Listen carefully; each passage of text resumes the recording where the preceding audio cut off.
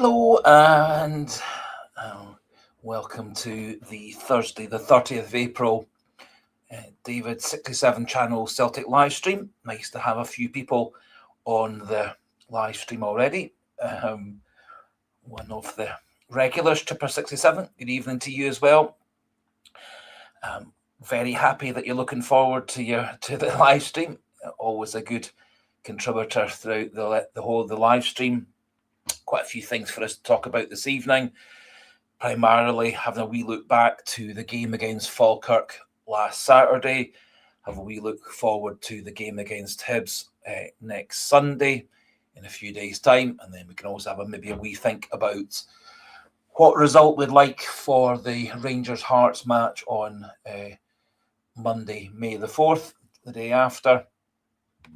I think personally the thing for us to do as Celtic fans is to concentrate primarily on Celtic winning all their games and then worrying about what any other team does after that, and hopefully have ourselves.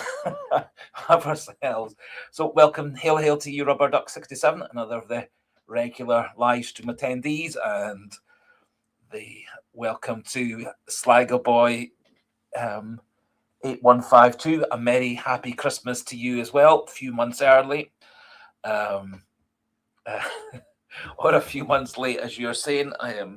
You're kind of 4 or 5 months late, or 8 months early. Either way, welcome to you, Sligo Boy 8152. Again, one of the regulars who's been with all the live streams since we started doing them last August, September time. And always nice to have the regulars on, and always nice to have new voices on the channel as well, for a pleasant, polite debate, chat, etc. Green for Goat, nice to have you on as well. Evening to you as well, Green for Goat 1969. I didn't properly watch the Brian Wilson Celtic TV interview. I'm not the biggest fan of Jerry McCulloch, if that's what the name of the interviewer is. Never really asked any kind of question of any depth. Never asked the kind of questions I would want anybody to ask. And certainly, to the best of my knowledge, it is getting around to season ticket renewal time. Welcome to you, Michael Ross 4735. Well, happy Christmas to you, Michael Ross. Happy Christmas to everybody.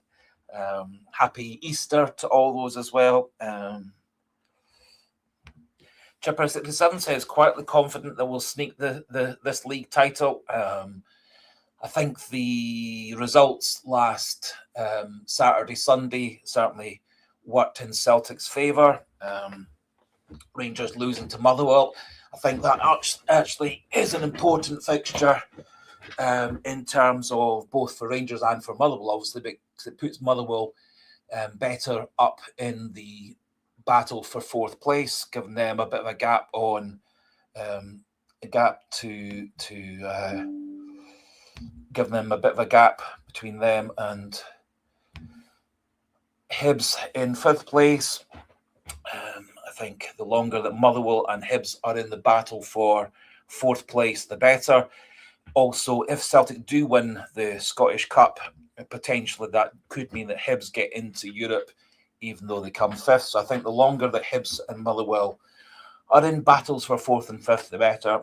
And it keeps them playing at their hardest and best to try and beat each other in the head-to-head game, but also beating Hearts later on as well. And I thought the Hibs were really unlucky to go down to 10 men and 9 men. I think had that stayed at 11 against 11. I don't think either. I think both red cards in that Hibs Hearts games were merited. It was rather unfortunate that it kind of spoiled what I thought would have been a really, really close game.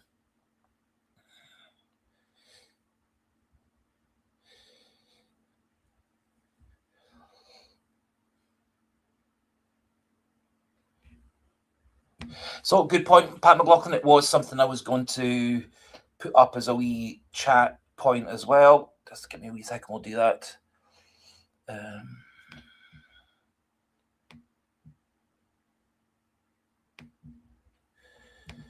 Yep, so just getting back to Pat McLaughlin's point, what result do we want from the Hearts-Rangers match on Monday? As being the best to help us win the league. Can we rely on them to drop points to Motherwell, Falkirk, Hibs before game 38? With the results on Sunday, it does kind of put Rangers on the back foot in terms of winning the title. Does make it more difficult for them than it is for Celtic or Hearts. Hearts still obviously in the better position, although I do think hosting Rangers next, going away from home to Motherwell is going to be a difficult fixture, and then obviously coming to us in the last game of the season, that hopefully should be an even more difficult fixture. So, as Pat McLaughlin saying, personally, I think probably the best result, all things around, would be a draw between Hearts and Rangers brings Hearts closer to us, assuming that we beat Hibs the previous day on the Sunday, and then obviously would expand the gap between us and Rangers to 3 points rather than the 1 point it is currently. So I think probably a draw would be the best result for Celtic, all things considered. I think rather oddly, a Rangers win would also be in Celtic's favour. Obviously, would give them a bit of confidence before the Celtic-Rangers match the following Sunday. But obviously, it would more significantly narrow the gap on Hearts, maybe get them becoming more and more nervous. But I think basically all the 3 possible results, a win for Hearts, a win for Rangers, and a draw, all are in Celtic's favour one way or another, assuming that we keep on winning all our games. And that's, for me, that's the most important thing. Win your game against Hibs, win the game against Rangers, win the game against Motherwell, and then see where we are when we come into the last game against Hearts, whether we're ahead of them, behind them, but need to draw, but need to win, level with them and only need to draw because of goal difference. I think there's a lot of different permutations between now and the end of until the end of game 37 that weekend, the midweek game against Motherwell. So I think there's plenty of things still to happen. Welcome to you, Slabbering Cabbage. Sorry about you getting the sunburn earlier on today. It's a strange thing to think about in Scotland this time of the year, getting sunburn, but it has actually been nice weather over where I live on the east coast of Scotland.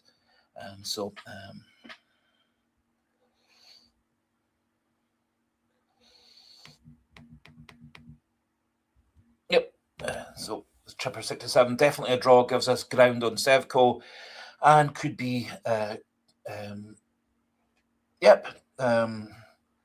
think whatever basically happens on, as long as we win on Sunday, I'll be happy, and then whatever happens on Monday between those two happens. And probably a draw is the best thing all around, as Michael Ross is saying as well. Draw is the best. I think probably pragmatically that's the best thing. If there's a couple of injuries for Rangers players, a couple of injuries for Hearts players, or the odd red card or two, that would also work in Celtic's favour as well. Obviously, Hibs will be a wee bit weaker on Sunday, with down to their second choice goalkeeper and missing one of their key midfielders. So a wee red card for Claudio Braga or Halkett or Kingsley or somebody, or maybe Shanklin pulls his hamstring again, or Tammy Devlin injures himself again, all those would be in our favour. Similarly, a wee red card for Raskin or Diamande or one of their defenders would also be good for us as well.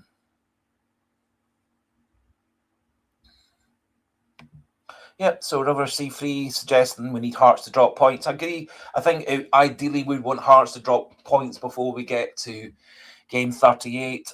I have a strong fancy that as long as Motherwell still have something to play for, I think they'll go into the game against Motherwell, which is the day before. So Hearts Motherwell's the day before our game against Rangers. You never know. Depending on how things go between them on Monday, could be that Hearts go into that needing to beat Motherwell. I think Motherwell could be and are a very difficult team to beat. If they start playing football at their best, they're a very difficult team to get the ball off. as they proved against us in both the games at Celtic Park, and obviously they beat us at Fir Park 2-0, mostly because they control the ball very well. They stop you getting the ball, they pressurise you in your final third, and so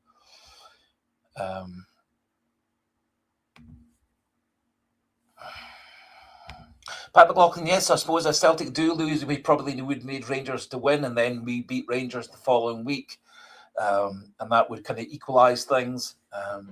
However, I'm not envisaging us losing the game against Hibs on the weekend. Yes, Slab and Cabbage, Hearts win, Rangers win, Sevco win, draw.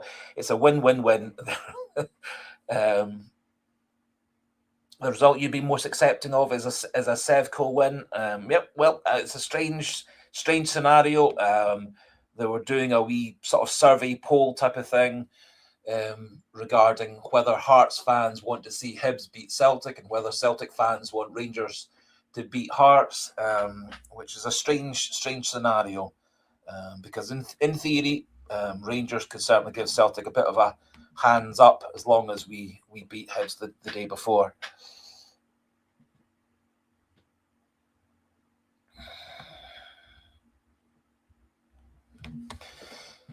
Good evening to you as well, Head of the Vatican State 2025. Nice of you to give up some of your very, very important time to join in the live stream. Nice for you to join the channel for a wee while. There certainly are. Pat McLaughlin's saying, I think we could win it at Fir Park. But in essence, it doesn't matter how we win it as long as we win it. There would be one or two scenarios for us to beat Motherwell that evening. Rangers draw or lose to Hibs, Hearts draw or lose to Falkirk that evening, and potentially we could be 4 points ahead with one game to go after the Motherwell game. But for me, as long as Celtics goes into the last game of the season with a good chance to win the game, i.e. knowing that a win by 1 goal or 2 goals will be enough to get us the title, I'd be more than happy if that's the situation we go into the last game of the season, because I do think Celtic's players, more experienced, more used to handling the pressure. A lot of Hearts players have never ever been in a title race before.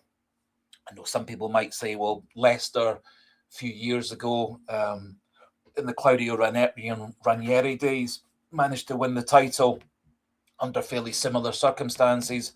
But I think personally, Celtic's players with people like Johnston, Scales, Tierney, McGregor, Forrest,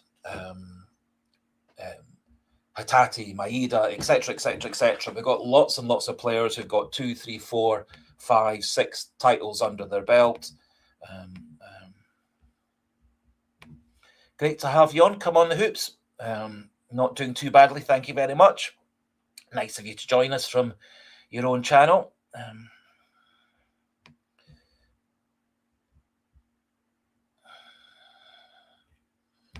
Great to have you on, Paul Maguire, 3382. Again, one of the regulars who's been with the channel for ages and ages and ages.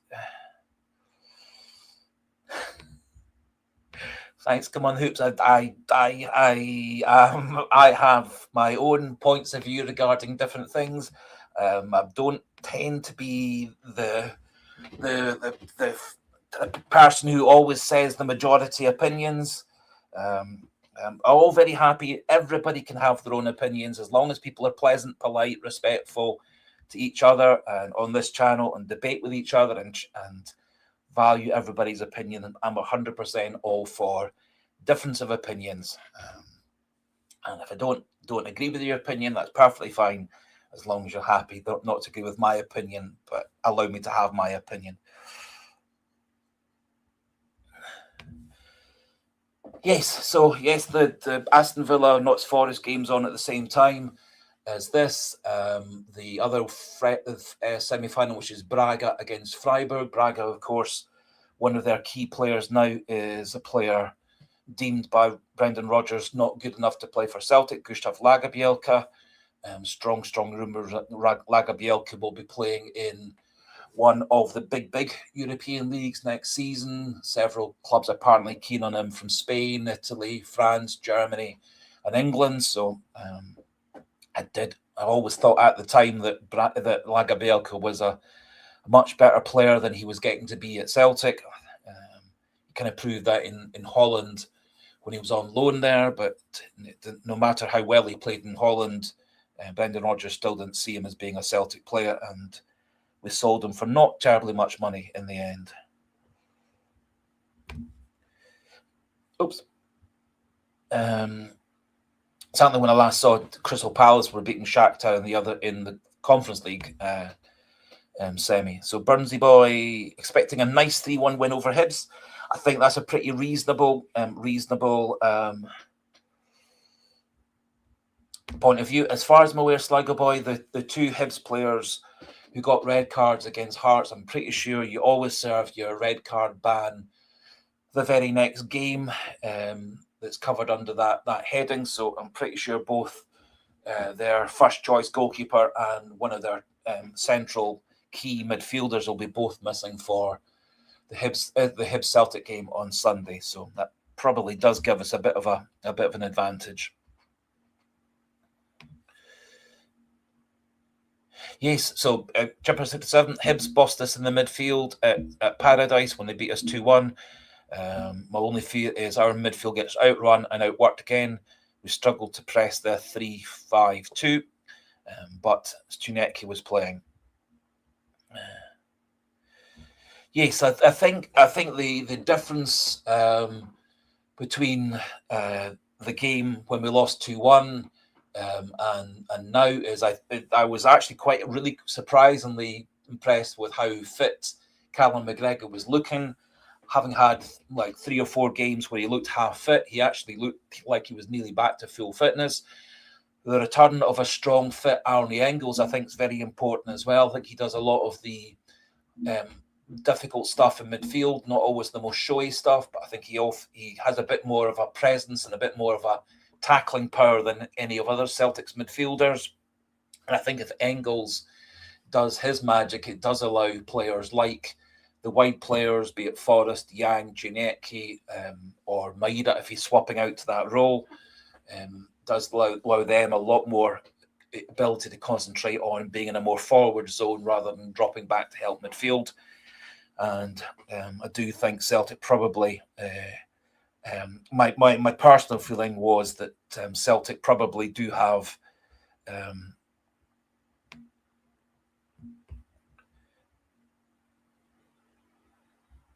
just a second, sorry. Just take that one off. Do you think Celtic probably actually now have 10 of their 11 positions set for the rest of the season? Slight debate some people are having whether we should start Johnston at right back against Hibs on Sunday or whether we should keep him on the bench. I think it's a 50-50 call. My personal opinion is we should try and get our best 11 out on the pitch straight away. In an ideal world, this would not be Celtic's best 11. In an ideal world, we would have players like Jota available for a wide position. We would have Carter Vickers in defence. And obviously, if we'd had a bit of a better transfer window in last summer, we wouldn't be in the situation we're in.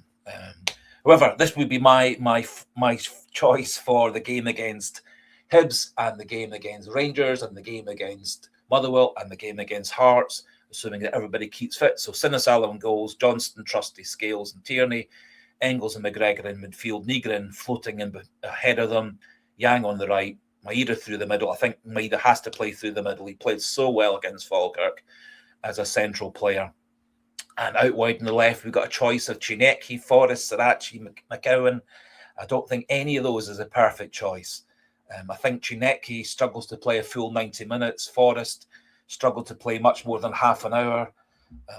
Sarachi, I think, would be a bit of a gamble, but I do think he actually probably brings the best of attacking ability and defensive ability and midfield ability, although he never really played fully as a left-sided wide player. In his past career, he's a very regular left back, left wing back, left-sided midfielder, but never quite a fully up final third player. But I think he's got the ability to do it. and he's got the engine and the energy to be able to get back to defend from that position. Or McCowan has played out wide, more on the right than the left, but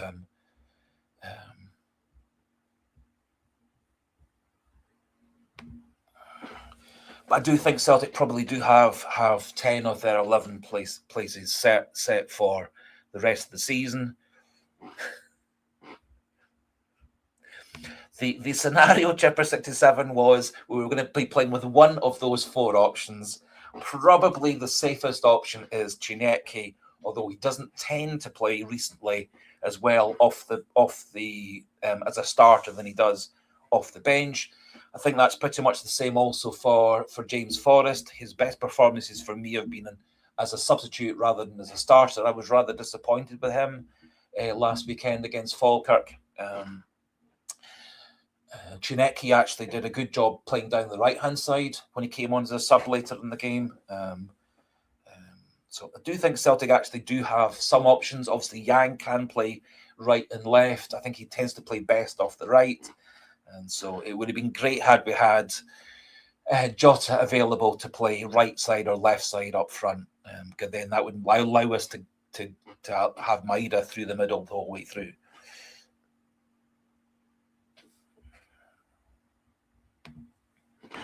Burnsy boy, it's a good point. You're thinking that we could use Callum McGregor as a substitute. I think if we were concentrating on the last 3 games as being more of the priority, I think it wouldn't do any harm to give McGregor half a game off or 60 minutes off. I think the ideal thing, basically is start every game with our best 11 players in the best formation and tactics that are available for those 11 players, and stick with it. Hopefully get a couple of goals up, and then we can think about resting Alistair Johnston, maybe resting McGregor, resting other players. So River Sea Free, I don't think we'll see AG starting at any game this season. It's a bit awkward when most of our quality players are on the bench. Alistair Johnston, Starachi, Forrest, Iheanacho, Oxlade-Chamberlain. Certainly the difficulty is, I think Alistair Johnston ordinarily, if he was 100% fully fit, could play 90 minutes, 120 minutes, and penalty shootouts, no bother at all. For me, Forrest, Iheanacho, Oxlade-Chamberlain, Starachi, none of them have really showed the ability to play a full 90 minutes. And the difficulty, if you do start any of these players from the start, you get 1 or 2 injuries in other positions, or you get a red card that's unexpected, and suddenly a player like Starachi or Forrest or Iheanacho or Oxlade-Chamberlain has to play the whole 90 minutes because you've run out of substitutions or you've run out of top tactical options to switch things around. So I think my personal opinion is you throw your best 11 players on the pitch at the start, or the best 11 that you've got available, and if anybody gets injured, it's all well, and it's unfortunate. However, players get injured in training. 2 of Hearts players went away on their warm weather training week when Celtic were in preparation for the St Mirren Cup semi-final. And they got themselves injured in warm weather training and are out for the rest of the season. So players get injured in training nearly as much as they get injured in games. So I think personally we go for it.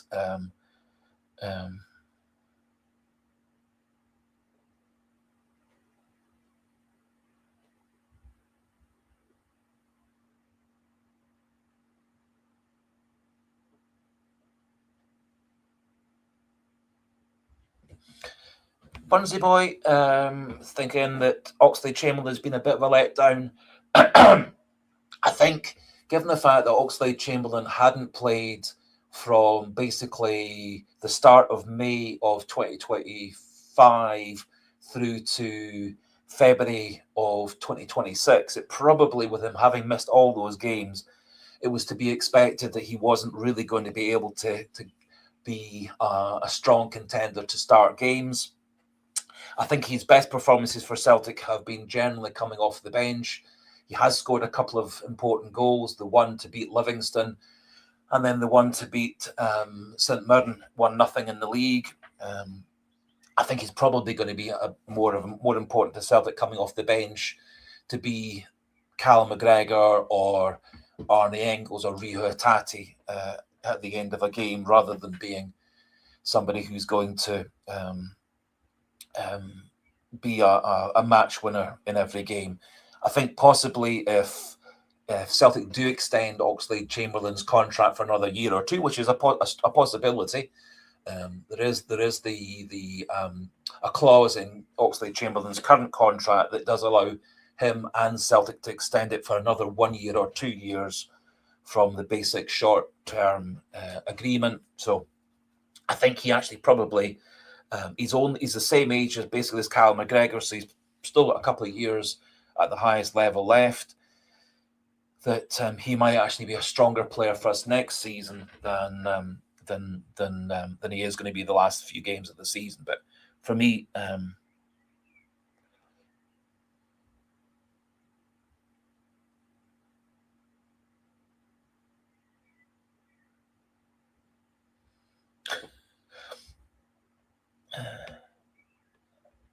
oops, sorry, just a wee second. The screen's gone a bit funny.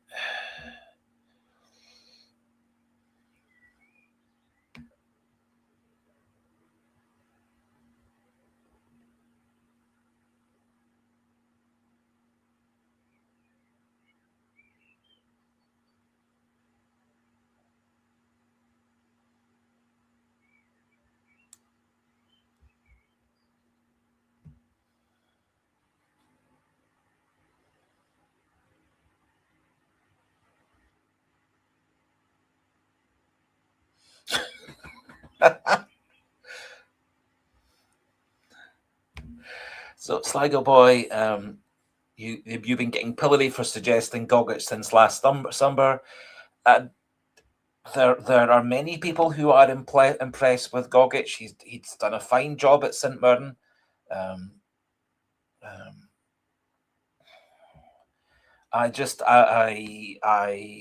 I think personally that Gogic is probably a player who is perfect to play for St Mirren. I personally don't think he's got the quality to step up to be a Celtic player. A heck of a lot more pressure being a Celtic player than there is being a St Mirren player.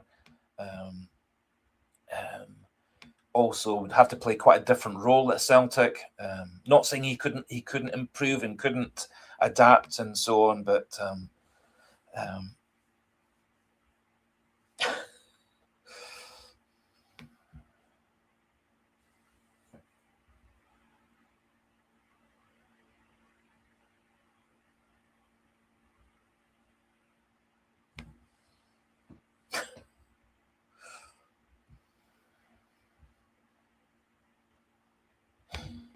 So Chipper67 saying domestic players you'd be looking at Ward. Yep, there's strong rumours that Celtic are looking at signing him. I think he is.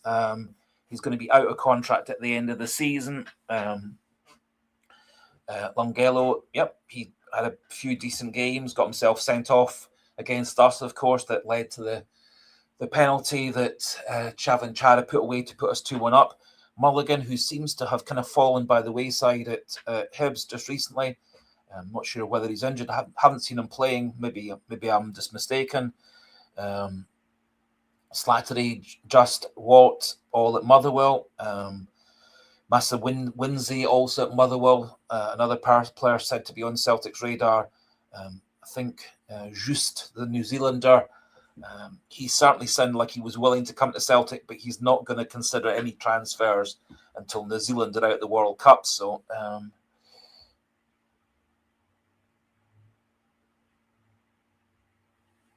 yeah, okay, yeah. So, River Sea Free suggesting, I guess, that we're talking about Gogic. I think Gogic, super defender. I'm not convinced he's got the ability to play out from the back. I think Celtic really do need to look at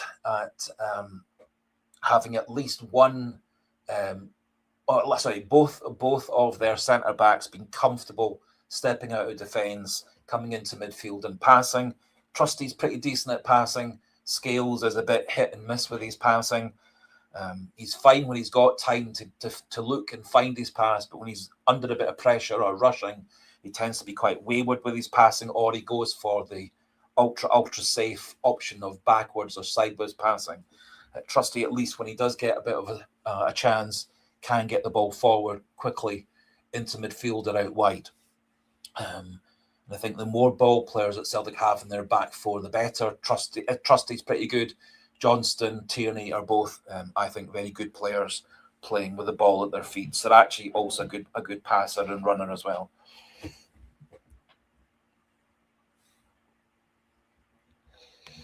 Pat McLaughlin, I honestly can't. I don't recognise the name of that name. I'm afraid. There are some players that Celtic reportedly are looking at signing. Always seems a bit strange talking about Celtic signing players when we don't actually have a manager, as far as we know, for the 26-27 season.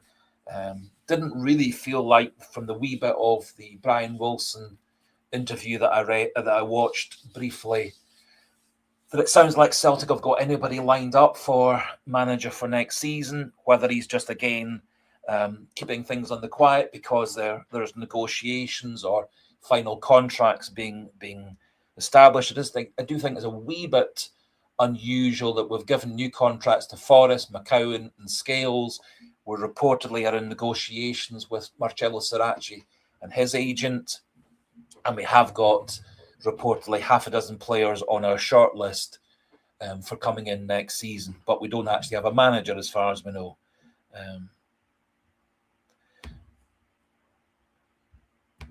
So, good evening to you, Garel and Shari Simpson. Lovely to have you on.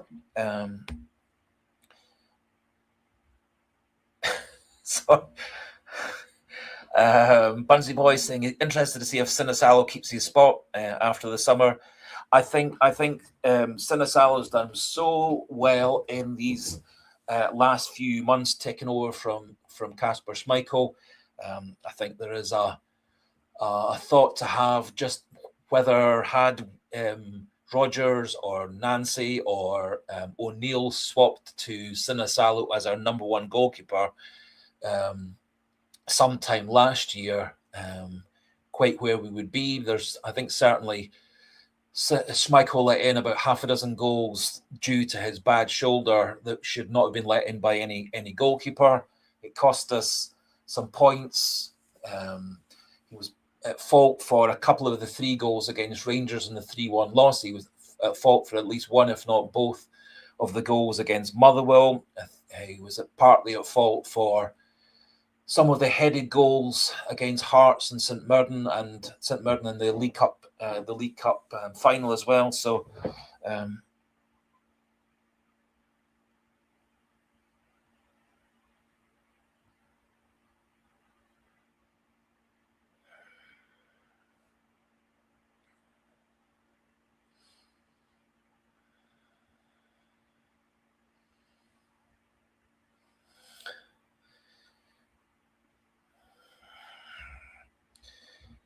sorry, Chipper67. I'm sorry if I put up an inappropriate comment. Sometimes I can't actually fully appreciate what people are saying. So sometimes I'm not as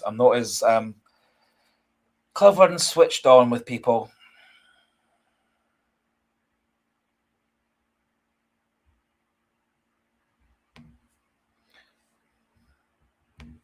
Great to have you on, Eddie J6R.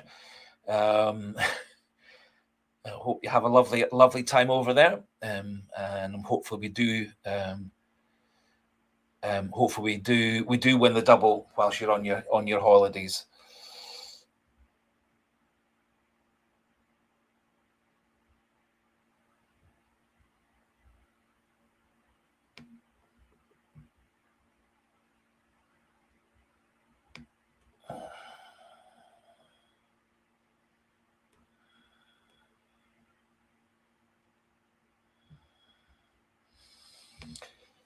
Yeah, Barnsley boy. Certainly, there's been increasing speculation that the management team for next season is going to be Robbie Keane backed up by Scott Brown. Apparently, the two of them were on a UEFA Pro licensed coaching course together and became close friends after that, and have kept in contact with each other since that time.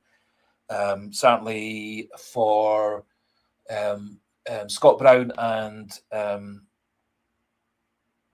Johnny Hayes were over in Budapest to watch Ferencváros a week or so ago. I guess Johnny Hayes knows Robbie Keane from Ireland international days, and as I say, Robbie and Scott Brown apparently knows him from UEFA coaching badges and stuff. So I personally would prefer Celtic's new manager for next season to be a manager with a bit more experience, mostly because there's going to be so many comings and goings at Celtic next season. We've got probably half a dozen or more first-team players going to be leaving the club, the Maidas, the Hatates, obviously players who've been here on loan with us. Many of them will be moving on. There's a possibility that we do sign Doroho, we do sign Sirachi. I think the likelihood is that Kelechi Iheanacho will go off back down south. That Oxlade-Chamberlain will go off down south as well. Some people suggesting that Austin Trusty also is another player that several clubs are looking for. Benjamin Nygren, quite a lot of speculation from some of the lower half teams in the English Premier League, plus Spurs wanting him. Multiple people apparently are scouting Arnie Engels, Notts Forest, who almost certainly are staying up in the Premier League in England.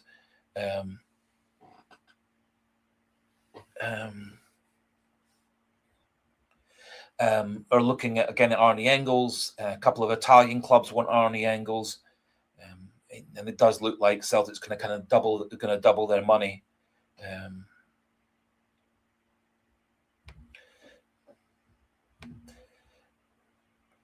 Barnsley boy, it's entirely possible that Scott Brown and Johnny Hayes went over to see Robbie Keane because they're friends with him, and they both happen to have a free weekend. I think a lot of journalists and Celtic fans and Celtic fan sites are putting 2 and 2 together and making 5. I think once Celtic actually announce who their manager is going to be, then obviously we'll know then. But I think there's still a lot of comings and goings and speculation before that time.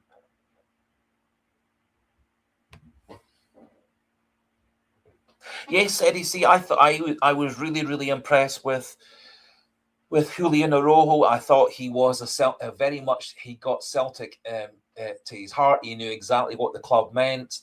I think he was also a very bright, intelligent football player. I thought he was a good defender, good at pushing forward into midfield. Pretty decent tackler. Got himself involved in the thick of it. He reminded me quite a bit of Alistair Johnston in terms of he was quite a combative, pugnacious, aggressive player as well, willing to stick up for his teammates. It doesn't sound like, from what I've seen, that there's an awful lot of interest from any other big team to sign him. Some rumours that he's keen to go back to America, where he's originally from. But again, with all the speculation, there was talk that Celtic and Bournemouth and Araujo had been in negotiations. Then, unfortunately, Araujo, his injury worsened again, which may be a benefit for Celtic in that he won't maybe now necessarily go to play in the World Cup with Mexico, which might actually mean that he's more able to commit to Celtic at an earlier point. So I personally would love to see Araujo and Johnston as our 2 right backs for next season, backed up by Colby Donovan.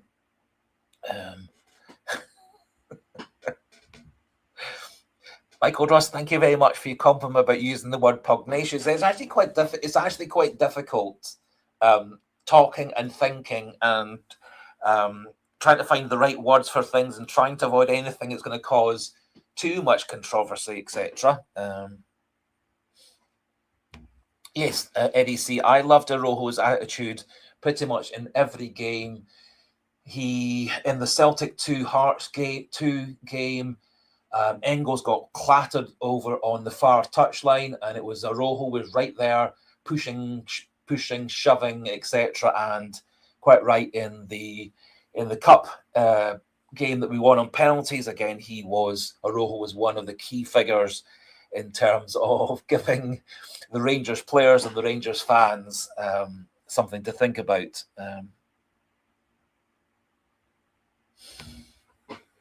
Yes, so that's a really good point, Chipper 67. You're saying, do I think that Chuneki could have a second season like Kuhn?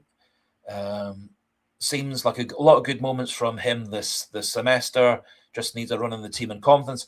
I think one of the things to remember about Sebastian Chuneki was he came from having completed a full season of football in Sweden straight into playing for Celtic without a break.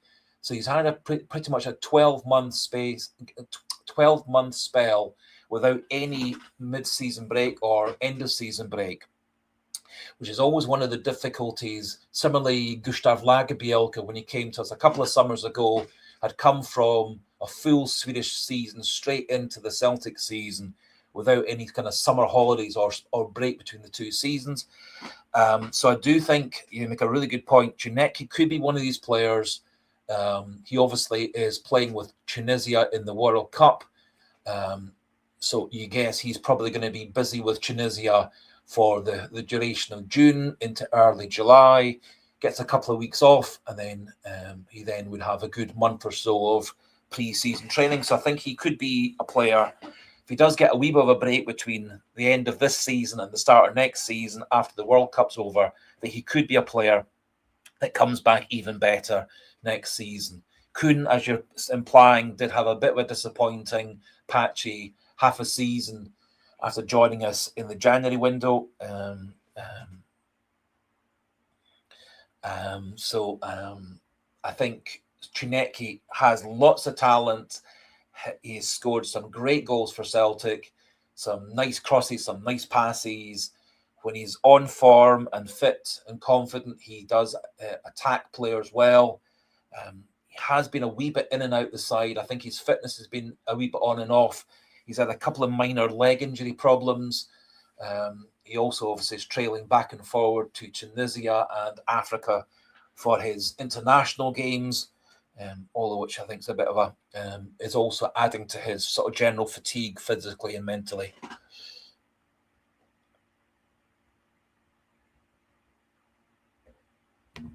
So, Eddie C, you're kind of agreeing with Chipper 67. You're confident. We haven't seen the best of Chuneki yet. Next season, watch him go. I think he's got lots of talent. He's got lots of ability. He don't score the goal like such as he scored against Kilmarnock without having tons and tons of ability. Very important player for us against Dundee in that cup game that we nearly lost.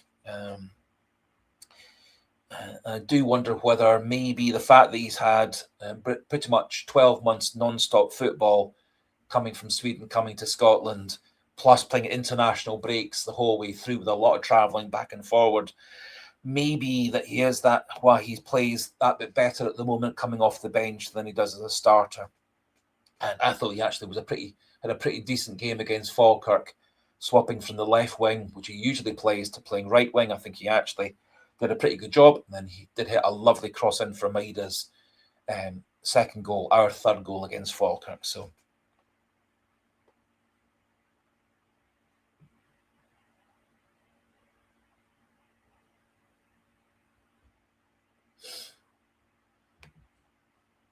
River Seafleet, I think the difference between Kuhn and Chuneki is that Chuneki has never produced a lot of goals and assists. Not a physical issue, but decision making. I think that's true. He's a relatively young player. Kuhn, to give him credit, had been a bit more round the houses. He'd played in 3 or 4 different countries for 4 or 5 different teams before he had a season and a half in Austrian football, then came to Celtic for, in effect, a season and a half with us. Kuhn was that wee bit more older, more experienced, played in different leagues, different systems, played for some very, very big clubs.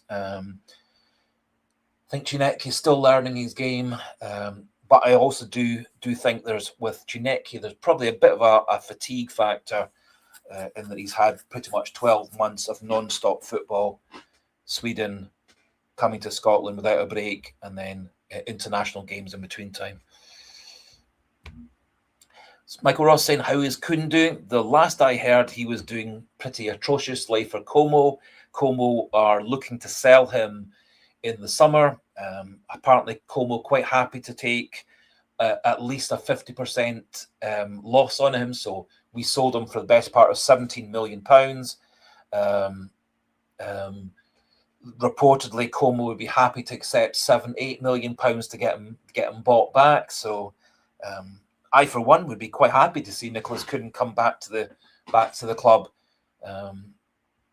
A wee bit similar to Jota, left us for a massive amount of money, 25 million, and came back to us for 8. Good point, Chipper 67. So you're saying you feel that Chinecki can put balls into dangerous areas. Been a bit unlucky that not to have a few more assists. If you swap in the likes of Kenny in turn for Kyogo, Ida, Giacomakis, etc., maybe if we had a reliable striker in there to put the chances away, maybe if Dyson Maida, who played the way he played last week against Falkirk, maybe if he was in the form or this season that he was in last season, that a lot more of those chances would have been put away. As of a few weeks ago, Dyson Maida had missed 22 big chances, a big chance being in effect a goal that should have been scored but was missed by the striker. Johnny Kenny had something like 15 big chances missed in his season for Celtic, which of course was just half a season in effect. So a combination of Maida missing 22 big chances and Kenny missing between 10 and 15 shows just how many big chances we missed, how many goals that we left unscored.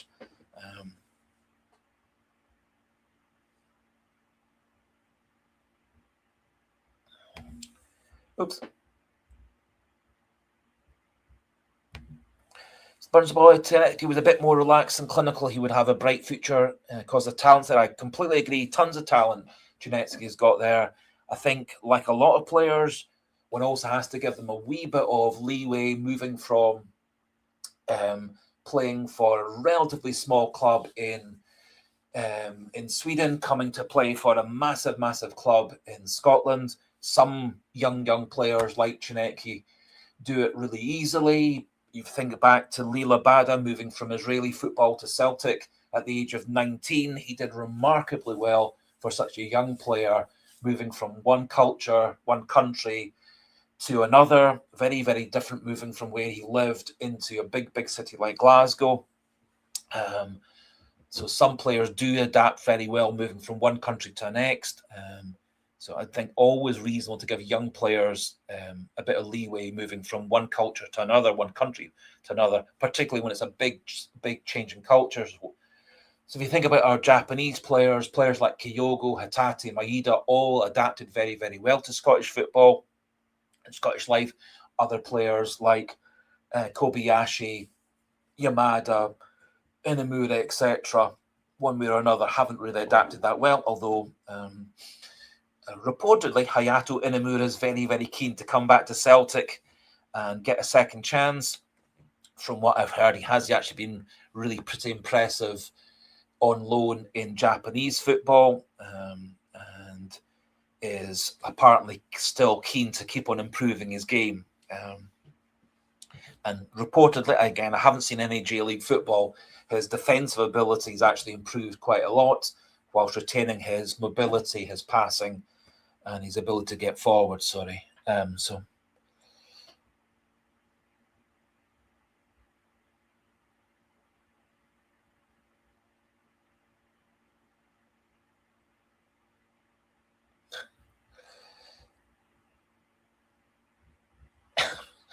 Oh dear.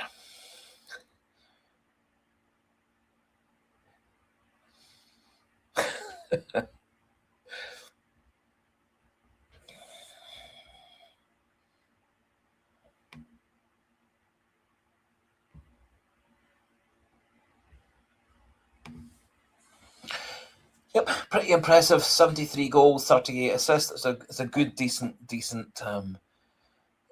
career. Yep. So, nope, Dyson Midas had a really good Celtic career. Doesn't seem at the moment there is as much interest in him leaving the club this summer as there was last summer. According to Martin O'Neill, Celtic did offer Dyson Maida a nice big contract extension and pay rise last summer, but he turned that down. One would guess that contract's still on the table.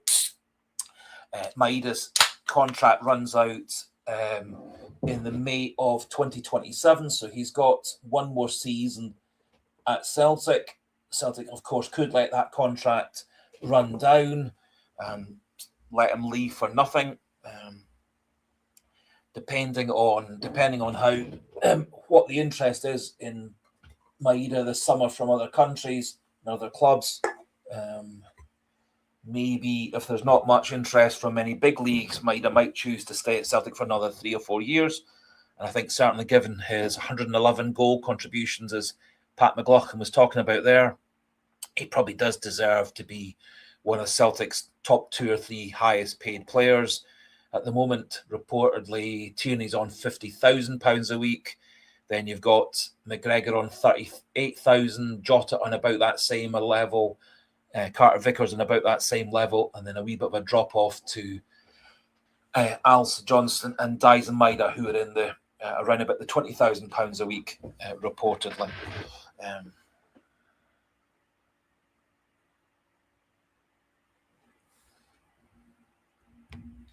Jumper7 saying Inamura would need to get on the Ralston diet of protein and cement.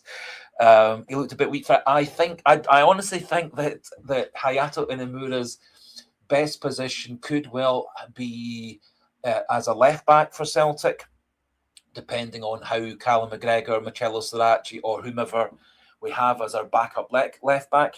I think he would fit in well there. I was impressed not so much with his defensive ability, but his ability to get forward into midfield, the final third, his ability to pass the ball. I thought he, in the preseason games and the Livingston game, I thought he was really pretty impressive. Not so much as a central defender, but more as a player with intelligence and passing ability.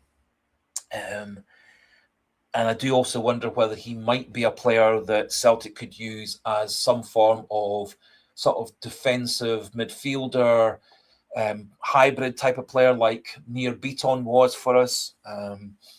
Nir Beaton, something's played as midfield, something's played in defence, something's played as sort of in front of the defence type of position.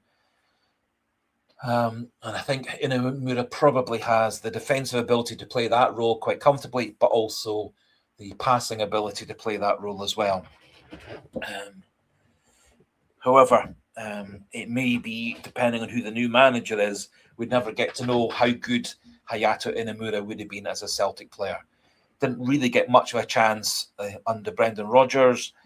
And by the time Martin O'Neill had come in, he was relegated, much like Shin Imada, right to the bottom of the queue. Another player who got basically ignored by Brendan Rodgers for the first 3 months of the season was Callum Osmond. Hopefully he's back for the last couple of games of the season and the cup final, because I do think he would be a really good player coming off the bench for Celtic late in the game if we need to get a goal to win a game, or a goal to bolster our goal difference to win against Hearts, etc.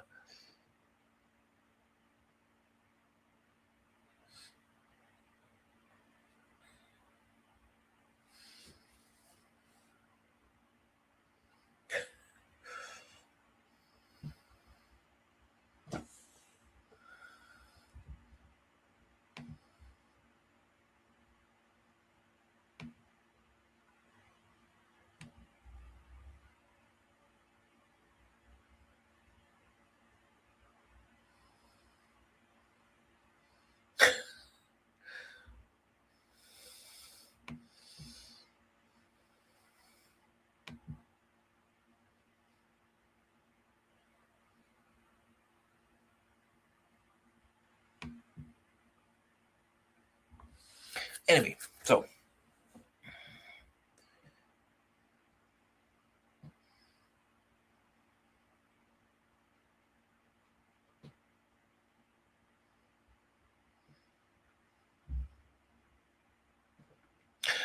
just moving on to something else.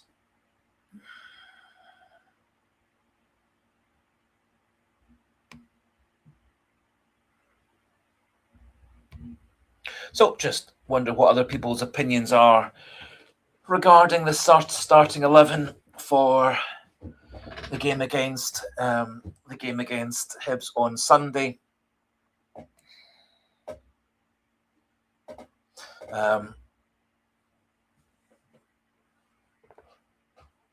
think as I kind of put up what I thought might be Celtic's best 11, but there are lots of different variations on that. So certainly one thing to talk about a wee bit later on if people want to talk about. Good question there also from Chipper67.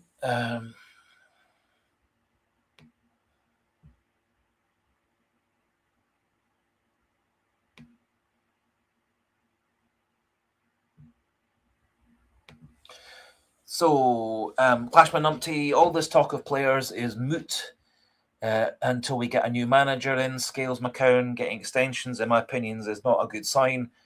I think that I fully get what where you're coming from. I think the point with Scales and McCown is those two players are Celtic mad players. I think both Scales and McCown would be happy to be backup players at Celtic, squad players, much the way that Ralston, for most of his career, has been a squad player, backup player. So I think it's important in your squad to have players who are reliable, reasonable deputies who can step into the breach. To be fair to both McCowan and Scales and Ralston, for that matter, they have remarkably good fitness records, avoiding injury records. Ralston last season was in every single match day squad for Celtic, so he was on the bench or playing every single game last season for Celtic. So he was on the bench a lot, obviously just sitting watching from the subs bench, not getting on as a sub. But last season he was there in the matchday squad for every single game of the season. So I think you do need reliable players like that. One of the theories, Clashman Numpty, that I've put forward a few times is that Celtic know who their manager is next season, that they've been in negotiations, a contract will be signed on June the 1st. And in the interim, Celtic have been in contact with him regarding who he wants new contracts for, which players he wants to let go, what sorts of players he wants to sign for the side next season. So it's helped sort of tailor the squad in advance. The interview with Brian Wilson didn't tend to give me much confidence that that's happening. However, I do think players like Scales, McCowan, Forrest, I think they're all good backup players. And to be fair to Scales, he's done a great job being mostly a first-team starter for the last couple of seasons, mostly because Carter Vickers has been injured so much of the time, and Brendan Rodgers didn't really fancy Gustav Lagerbielke, so Scales, who's been dependable, reliable, avoided injury. I think he's a good backup. So, Chipper says 7. What are my thoughts on the manager for next season?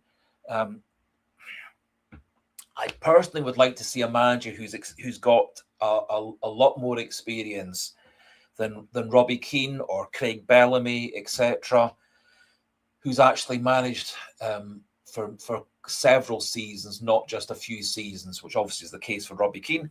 He was a big success in Israel as a manager, been a big success in Hungary with Ferencváros. However, as I said at the start, the Celtic are going to need to replace a lot of players this season. We've had so many players at the club on loan. We've got two players who are here on a short-term contract, Iheanacho and Oxlade-Chamberlain.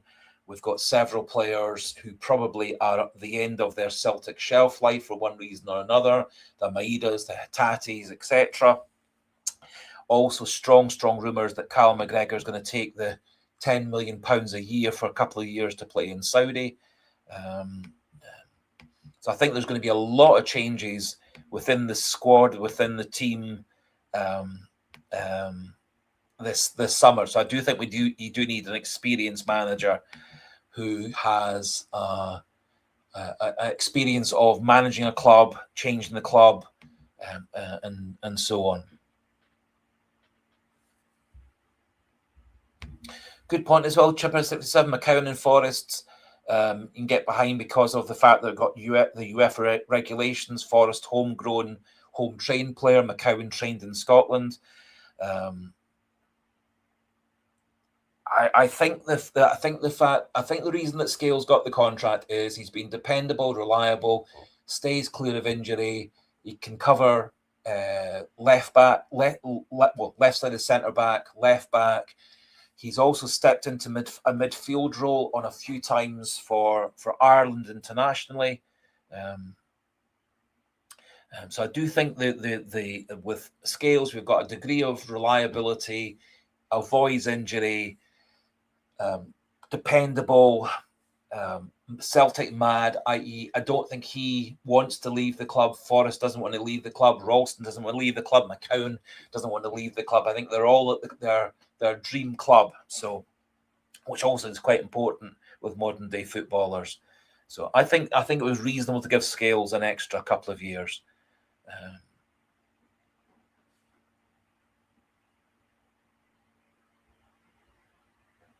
Yep, Sligo boy. So Askew, Jens Bertel Askew of Motherwell. I think there's a lot to be said for him. He plays a brand of football that would be good and fit in with Celtic's ethos. My only caveat, my only worry with Jens Bertel Askew is the only league system that he's won any trophies in was the Faroe Islands. He wasn't a trophy winner at any other job that he's done, although he's done a brilliant job at Motherwell this season. They're going to end up fourth in the season.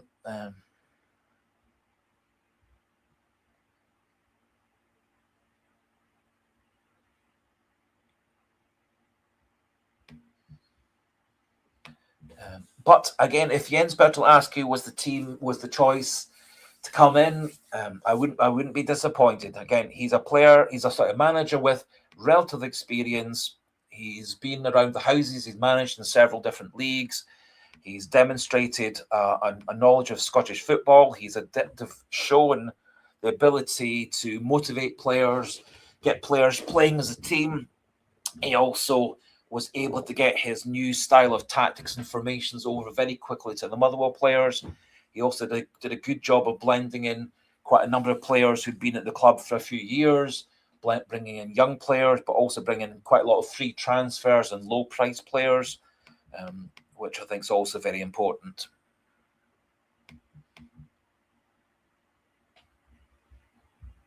Yes, goody. Chippers, again, as I said, if Askew was the manager, I'd be happy with that. I just feel that a couple of the favourites have been Bellamy and Keane. For me, I don't think they've got enough experience at the highest possible level or the maturity to take on the rebuilding effort at Celtic. I think the perfect man for it a few years ago was Ange Postecoglou. Came with a long history as a manager, 20 plus years as a manager, managed in several different countries, managed internationally. He wasn't a well-known name to us, but he was a very impressive person, very good motivator, very good in terms of his team talks and getting the players all fired up for games. And he played a really good brand of football that I wish Celtic had carried on playing for the last 3 or 4 years. So that, for me, that's the sort of manager that we want. An Ange Postecoglou's style of maturity, having managed in many different countries. Obviously, with Ange Postecoglou, he also had knowledge of various different football markets in terms of transfers. So that's the sort of manager I would like. And Jens Bertel Askew would be a reasonable option I just wish he'd won more at his previous clubs.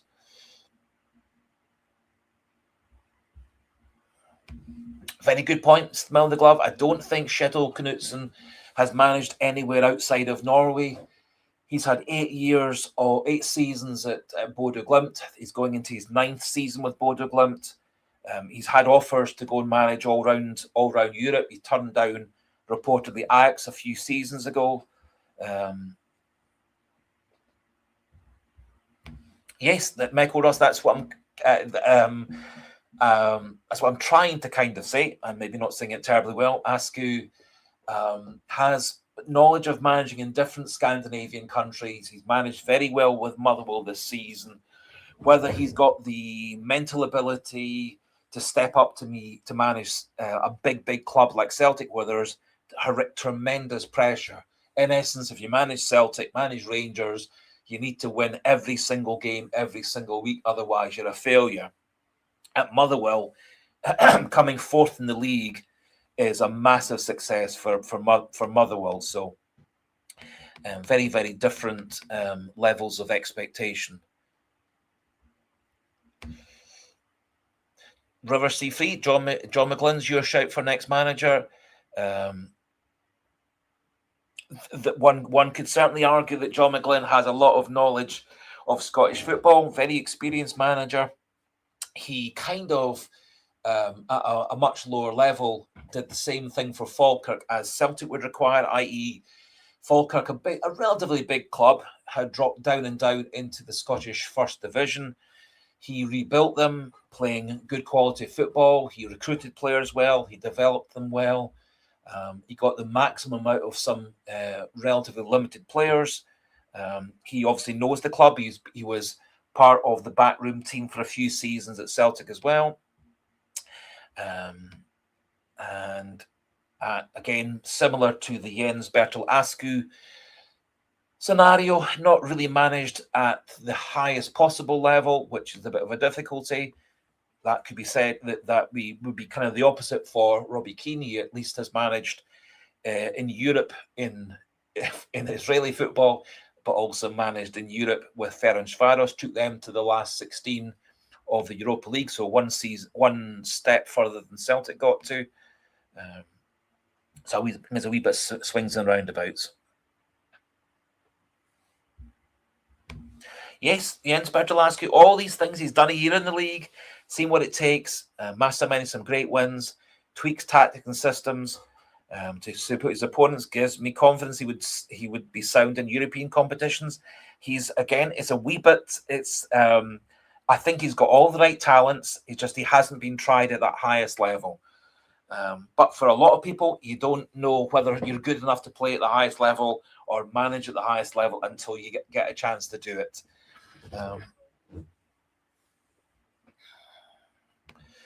Yes, Barnsley boy, I would be happy to have Ange Postecoglou back. Reportedly, his friends say he's never a person who ever likes to go back to somewhere where he's been before, i.e. he wouldn't go back to manage again in Australia, he wouldn't go back to manage in Japan, he wouldn't go back to international management, he wouldn't come back to Scotland. He obviously did do 2 jobs in England, minor success at Spurs, winning them the Europa League, then borderline from being relegated, got sacked by Spurs, went to Notts Forest, and didn't have a very happy time at Notts Forest and got sacked again. Twice in one season he got sacked, which is quite a record. Yep. So Pat McLaughlin agreeing, I'll take Ange Postecoglou back in a second. He hasn't completely ruled himself out of the running. I think when I last read anything about him, he was talking about he was going to take the World Cup for a bit of a rest and a reconsideration, and then see where things see where things. Great to have you on, Michael Ross, and take care to you. Hail, hail. Sorry that you're tired out. I know the feeling sometimes. Yes, if there was one team of the ones who are at the bottom of the table who I'd be quite happy to see it relegated in England to join Wolves and Burnley, it would be Tottenham Hotspur. lots of different reasons why I don't like Tottenham Hotspur as a football club. I thought they didn't treat Ange Postecoglou very fairly, with a very damaged, injured squad, lots of inexperienced players. He got them all the way to winning the Europa League final, which got them into the Champions League for the next season. Now, admittedly, they were right down a couple of places above relegation zone at the end of the season. However, I do think that had Postecoglou been allowed to stay at Tottenham Hotspur Spurs for the season, that they would have been back up at least mid-table, if not higher. However, he never got a chance to prove it. Moving to Nottingham Forest wasn't the best of ideas. It wasn't really his style of club. It wasn't really his style of chairman, and they didn't really take to his brand of football.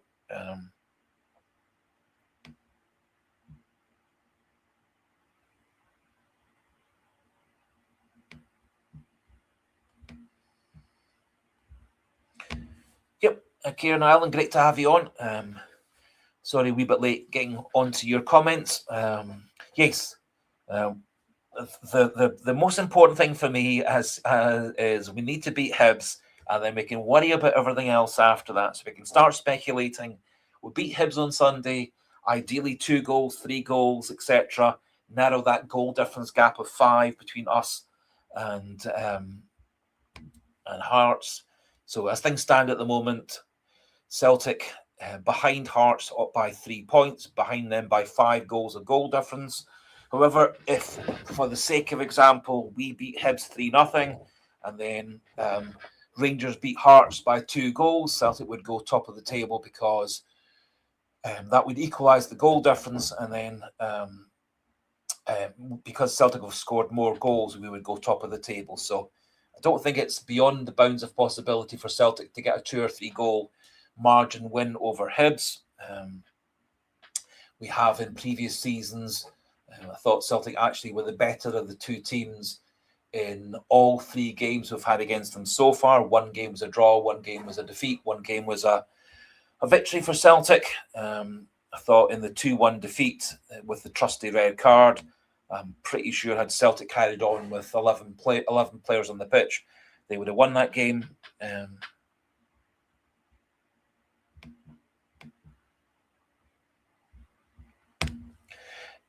Chopper 67, I completely agree. He obviously, Company has gone on to massive success, having had a disappointing time managing in Britain, being a big success in Bayern. I think the thing with Victor Company is he was obviously one of the best players in the world, tremendously good leader in his Man City days. But I completely get your point.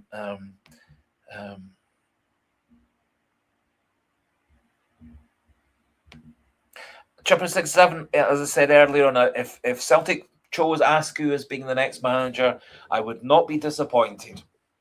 Obviously, he's had a year in Scottish football. He knows the league. He knows all the foibles, all the differences about going to Tynecastle, going to Ibrox, playing in the north of Scotland against in Aberdeen or in Dingwall or whatever, etc. So.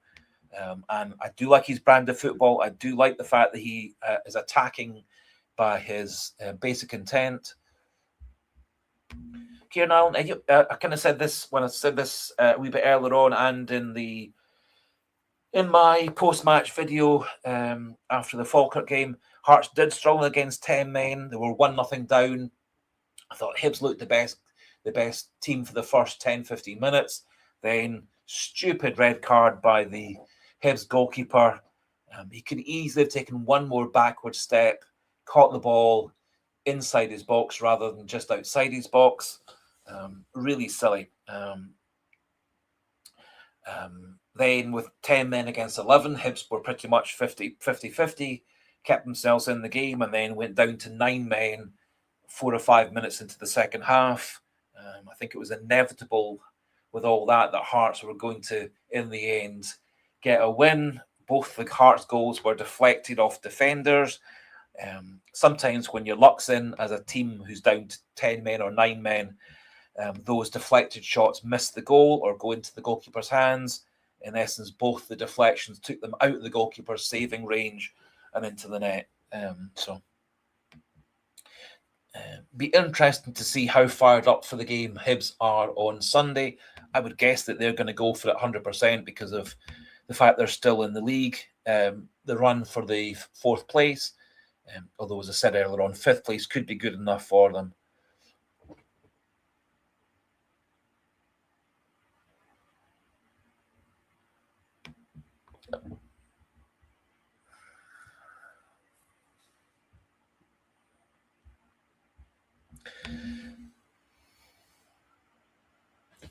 So, excuse me, Kieran Allen saying Hearts won't get a touch of the ball against Motherwell. I think certainly one of the keys to beating Hearts is not letting just a second, stick a wee sip of my Coca-Cola.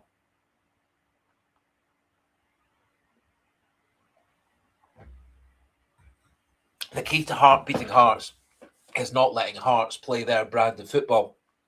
Hearts tend to play a very physical brand of football, get the ball forward, try and get corners, free kicks, pump balls into the box, keep you under a bit of pressure.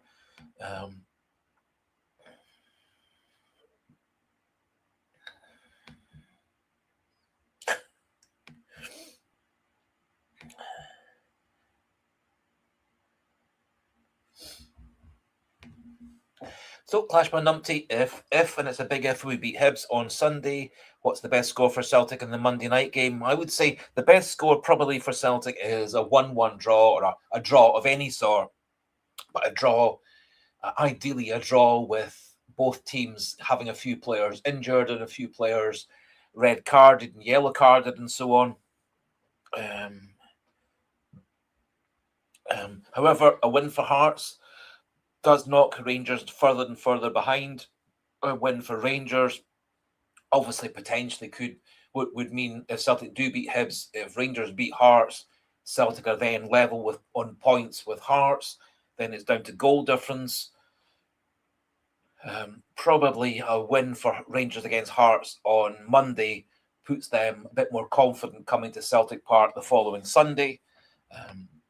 So probably, all things considered, a draw is the best result for Celtic between the two of them. Rangers go further behind Celtic, assuming we beat Hibs, and then we narrow the gap down against Hearts from 3 points to 1 point. And we'll have improved our goal difference by a goal or two. Hearts won't have changed their goal difference, sorry. Right from the start of the 5 fixtures being announced, I did think that potentially our most difficult game was going to be that Motherwell game, particularly because it is the midweek game between the Rangers game and the Hearts game. I think possibly had the Motherwell game been the first of our 5 fixtures, with Falkirk as that middle one between the 3rd and the 5th fixture, that might have been a better arrangement for us. I think going to Fir Park on a Wednesday at 8 o'clock isn't ideal. It wasn't ideal the last time we went there in the evening, midweek. Hopefully we're wrong.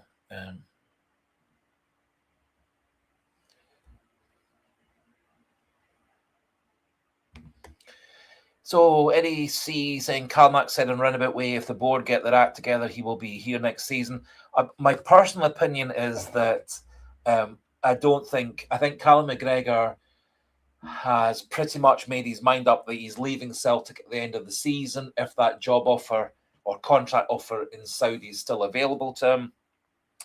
There have been strong rumours for the last 6 months or so since Brendan Rodgers left Celtic to go to the Saudi League that McGregor was going to be one of his first targets when he was able to buy players. So I think Callum McGregor is from my opinion, other people can have their own opinions, perfectly equally. I think he's getting his excuses in first to try and lay the groundwork for choosing to leave Celtic rather than committing the rest of his career to Celtic. The other thing to remember is Callum McGregor actually is under contract to Celtic for 2 more years, so Celtic don't have to sell him. His contract is with Celtic for 2 more years, so Celtic theoretically could force McGregor to see out his last 2 years of his contract. He is, after all, on £38,000 a week, so he's on the best part of £2 million a year basic from Celtic. So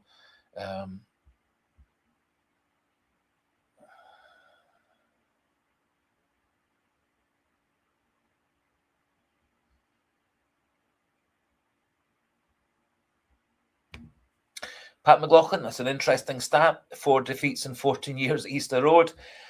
It certainly feels worse than that.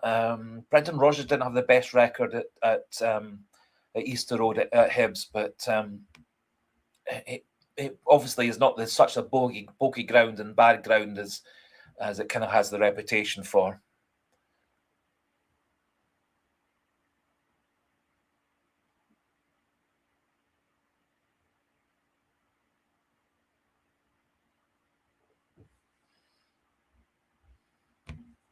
Pat McLaughlin saying it's 50-50 if we win at Easter Road. I think my personal opinion is that the Celtic that will be going to Easter Road this Sunday is a better Celtic team than played them a few weeks ago and lost 2-1 at Celtic Park. It's a better team than the Celtic team that beat them 2-1 at Easter Road last year, and a better team than the team that drew 0-0 with them early in the season this season. So I think actually Celtic's 11 that they put out on Sunday, assuming that everyone comes through training this week fit, is going to be quite a lot stronger than the team we had a few weeks ago in the 2-1 defeat, and stronger than the 2-1 team from late last year.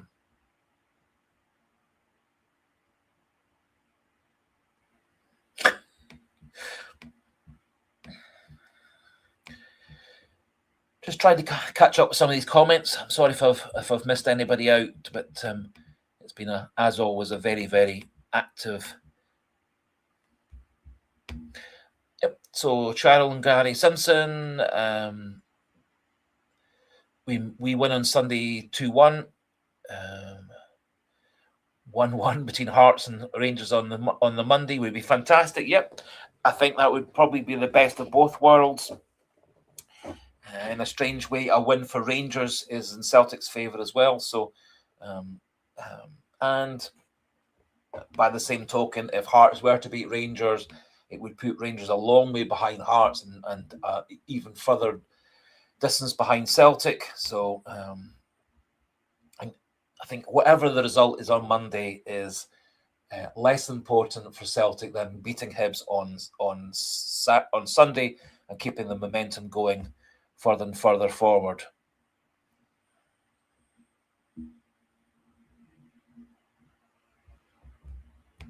Well, Eddie C, I fully accept your opinion that you're not confident the board get the next manager right. However, we chose Brendan Rodgers. We won double. We won treble. We then went to Neil Lennon. We carried on our success under Neil Lennon. Admittedly, we had a terrible season in 2021. We chose Ange Postecoglou. Very risky decision with a relatively unknown manager. He wins the double, then wins the treble. We then go back to Brendan Rodgers. We won the double first season, double second season. So we have won. So the same board has chosen Rodgers, which was a success for his 2 and a bit years. Lennon was a success for his 2 years. Then I'm not in his third season. Ange Postecoglou, 2 great seasons out of 2. Rodgers, 2 great seasons out of 2 doubles in a row. So they have actually chosen good managers last several times. If we're saying winning the double and winning the treble and winning practically every Scottish trophy for all those years is not a success. Smell the glove. Yep. Yes, I think the system. I think actually the way that if Wilfred Nancy had been able to get his style of play fitted in with the players that he had, i.e., that he had the full pre-season to get everything bedded down and all the players fully bought into his system. Pretty much the way that Ange Postecoglou did when he came in. He had a lot of that pre-season. He was able to get his message over. I think actually, if Nancy's Columbus Crew team had played Motherwell that evening, with Columbus Crew having played that system for 2 or 3 years and actually having some pretty high quality players from all over Central America and America, they almost certainly would have taken on Motherwell very well that evening. Just our players weren't bought into his system. They weren't confident with their system. We had quite a lot of square pegs and round holes and round pegs and square holes. So I think the system that Nancy wanted to bring into Celtic was a good system. It would have worked really well if the players played the system better and if we had players better suited to the system. And neither of those things were the case, which is why I've always said that Nancy should have just done things little by little, slow by slow, gradually built things up, because he didn't have the pre-season to bring things in the way that Askew did it at Motherwell or Postecoglou had 3-4 years before at Celtic.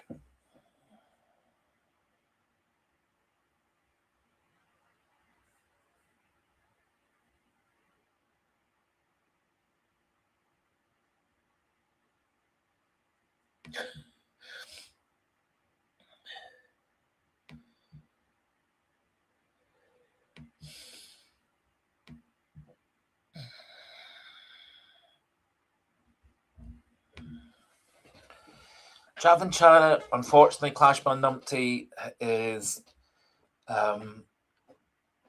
a backup player for Celtic now. I think the Chavan, if we got the Chavan Chara who had played very successfully for a few years in the Czech Republic as our player, I think he would have turned into a very good player.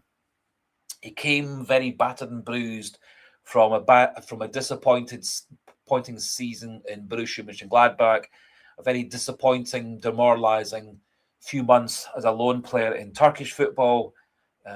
He certainly seemed to have problems fitting into the squad at Borussia Mönchengladbach. He's had problems fitting into the squad in Turkish football, so maybe it's down to Chavan Chara's attitude. I think there's been a lot of actually, and people don't agree with me, I think actually Chavan Chara has shown at different points a lot of good skill. His first game for Celtic was against Hearts in the 2-2 draw. He had a header that hit the bar. He then was instrumental in the Yang goal, the second goal Celtic scored that day. He came on when we were 2-0 down to Kilmarnock. He had a key role in the second goal and a key role in the third goal. Against Motherwell when we beat them 3-1 just recently, he had a key role in taking the penalty and scoring the penalty, and a key role in helping set up Yang's goal. So I think he's actually a player who's better than we all think. He just hasn't really had a chance to prove himself, and he's not quite had the rub of the green, with some good saves by goalkeepers, some poor misses as well, but also hitting the post a couple of times in all that time. But if the only thing that he can be remembered for is scoring that penalty kick in the League Cup, the Scottish Cup quarter-final against Rangers, to put Celtic into the next round, into the semi-finals, he at least has done something really great for Celtic. So he's done more for Celtic than other players have done. And again, if you look at Junior Adamu, another player who's had a very disappointing loan time at Celtic, Adamu at least did score the equaliser in the late in added time against Dundee. So as disappointing as Adamu and Chavan Chara have been overall, they've both been key factors in us being in the Scottish Cup final in a month's time.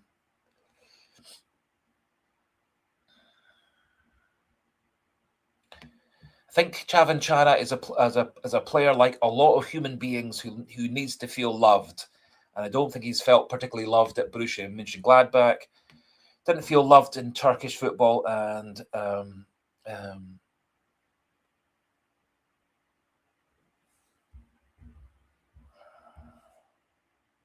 Well, if we're talking about Chavan Chara, I respectfully disagree with you.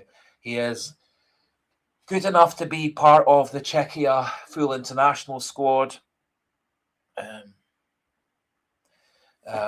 So I think he's better than a dud. I think he's a very decent football player who hasn't really fitted in one reason or another at Celtic. A lot of people have also said that he's being asked to play a role at Celtic that isn't really his first choice role, in that he's not really a target man player to link up with the wide players, which is the way that O'Neill has been playing him. He's much better as a Giakoumakis penalty box striker, and that's not really the role that Celtic's played him that much.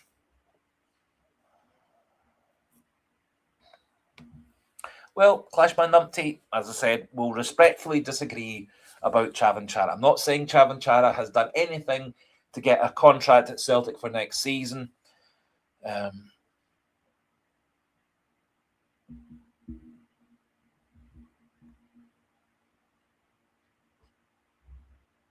Completely, totally agree. Wyoming CSC. I would be amazed if we don't send Chavan Chara back.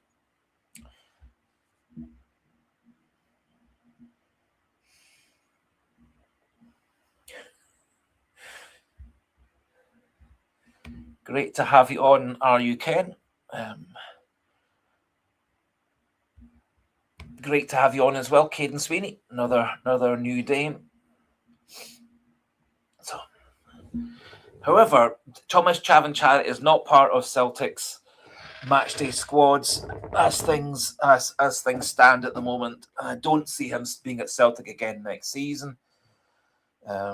If he did come back to Celtic next season, hopefully we would try using him in his best role, the way that he has been a big success playing in the Czech league, good enough to get into the Czech full international squad.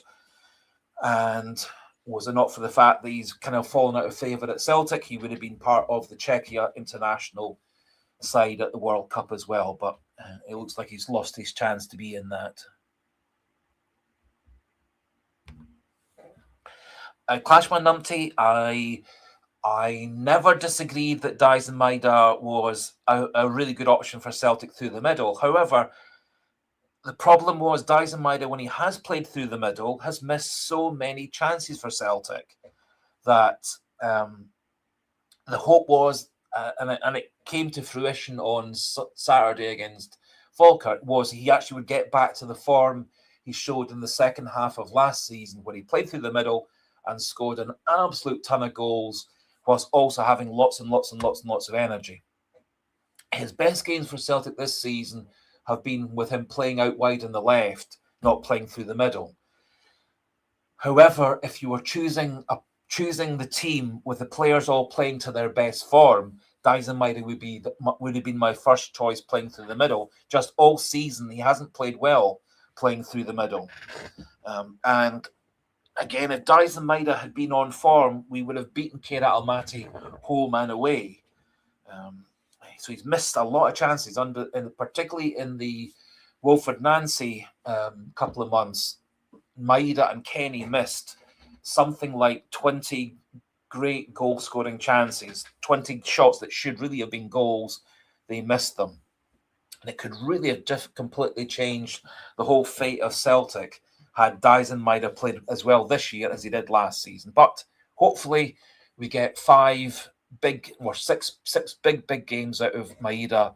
He plays like he did against Falkirk. And, yep. Oh, sorry. Smell the glove for the last 5 games. Maida will start as centre forward, then followed by Kelechi Iheanacho as the substitute. Possibly Callum Osmond if we need to go to 2 strikers. Completely, totally agree. That's kind of what I said in my video a few days ago, kind of what I said in the early part of the live stream. Celtic's best team for the last 5 games of the season is going to be Dyson Maida through the middle, somebody out wide on the left, be it Trinecki, be it McCowan, be it Sirachi, be it Forrest, be it Yang, somebody out on the left, most likely Trinecki. And then at around about 60, 70 minutes, you take off take off the wide player on the left, you pop Maeda across to that side, and you put Kelechi Iheanacho through the middle. I think that's probably Celtic's best solution.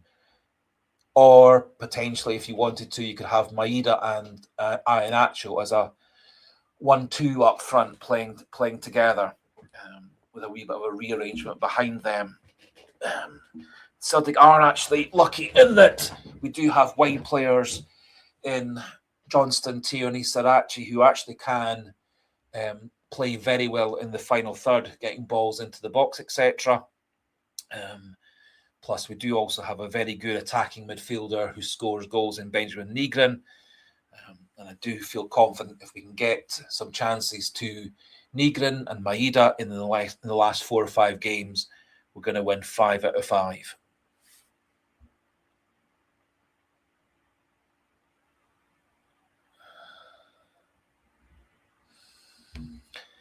Hello to you as well, Callum Coyle.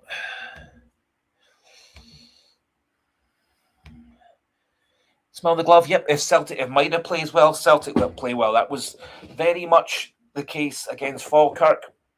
Some of Celtic's best performances this season have been the ones where Maeda has played well. Also, quite a number of games where Maeda's played well for half a game and then faded in the second half. We think about the Dundee United match, which we ended up losing 2-1. He and Johnny Kenny missed half a dozen chances in the first half.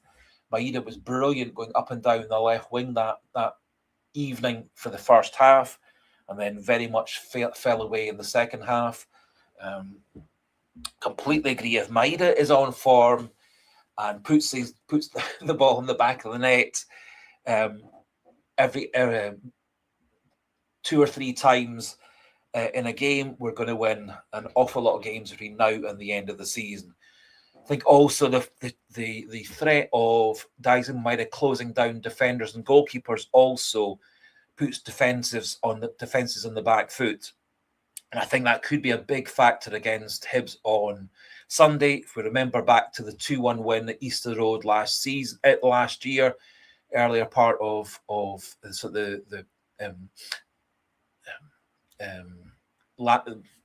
last year. So this season, but last year, we won 2-1. The first goal was Dyson Maeda closing down the goalkeeper, forcing them into some bad passes, and then we scored the first goal, and then Engels scored a second goal a couple of minutes later.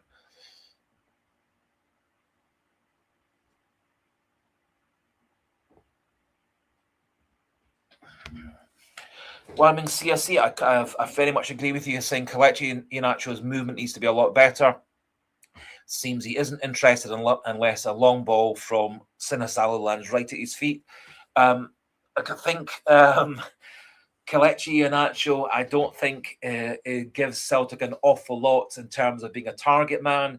He certainly isn't really there for the outball, but what Celtic really need to do, like was the case against Dundee when he scored the goal to win the game, against St Mirren in the Cup semi-final where he scored 2 goals in extra time, is get the ball to him in the box and he's going to score goals. He's probably not going to contribute very much else to the team, but given the chances in the box and the way he's playing at the moment, he's going to put away about 50% of them, which should be enough to win most games.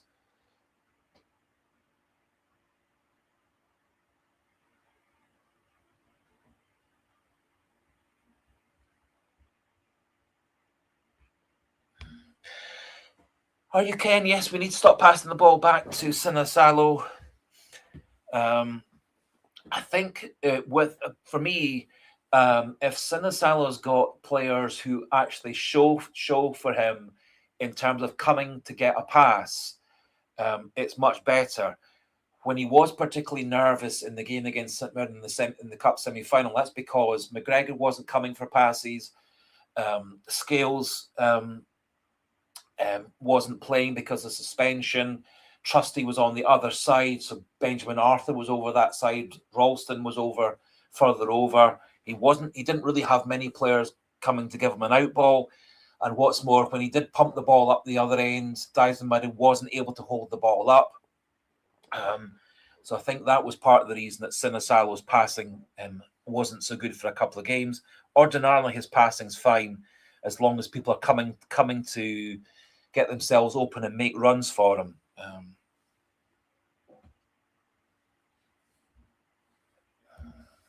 So, Eddie C, in terms of the loan players, I could easily see Sirachi and Arojo both getting contracts with Celtic next season. Whether the two of them want to come back to Celtic is another matter. Reportedly, Sirachi and his agent are keen to at least discuss things with Celtic.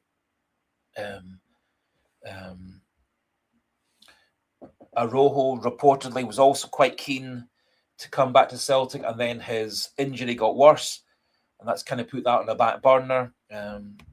67 discovered earlier. It's great having Engels back. Takes a pressure penalty, and that could be so important. And as I said, I've maybe said a few times, I do have this horrible premonition that the Celtic Hearts match is going to go into the 90th minute, and then there's going to be a VAR review for some dodgy penalty kick, one way or another. I can easily see a questionable VAR penalty going in our favour or going against us.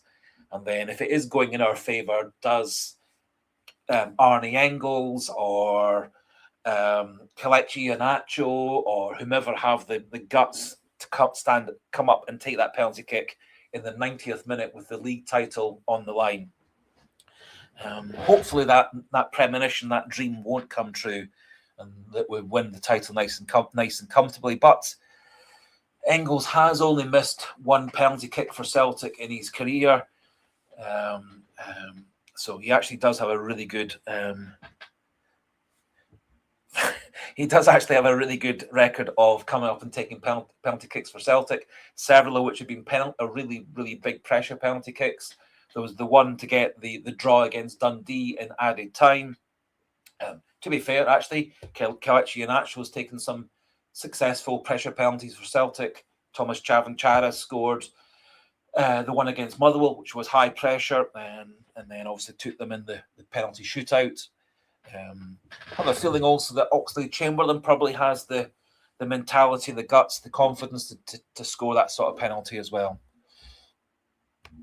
Certainly, Pat McLaughlin, that would be an absolute probably fairy tale if James Forrest did score an injury time winner for Celtic to win the title, a wee bit similar to the end of last season where he scored in added time his one and only league goal of last season. So far this season, he's only actually scored one league goal all season. So although he has had some decent performances, he actually only has scored one goal for us this season, which is equal to what he did last season.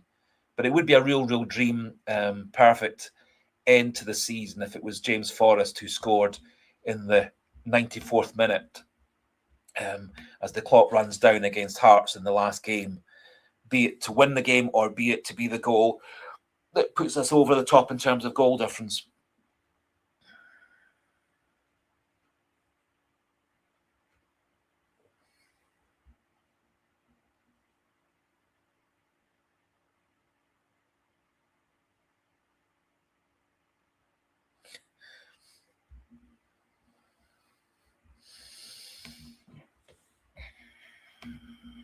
So, Wyoming CSC,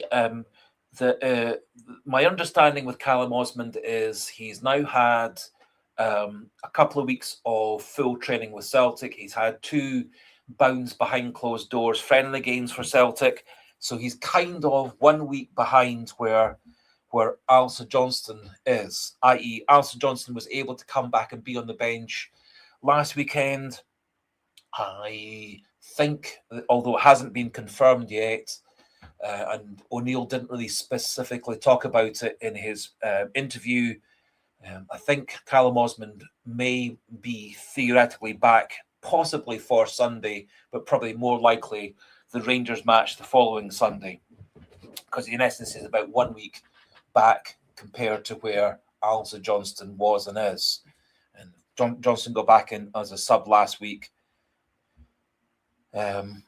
However, hopefully somebody actually asks Martin Neal properly this Friday or Saturday.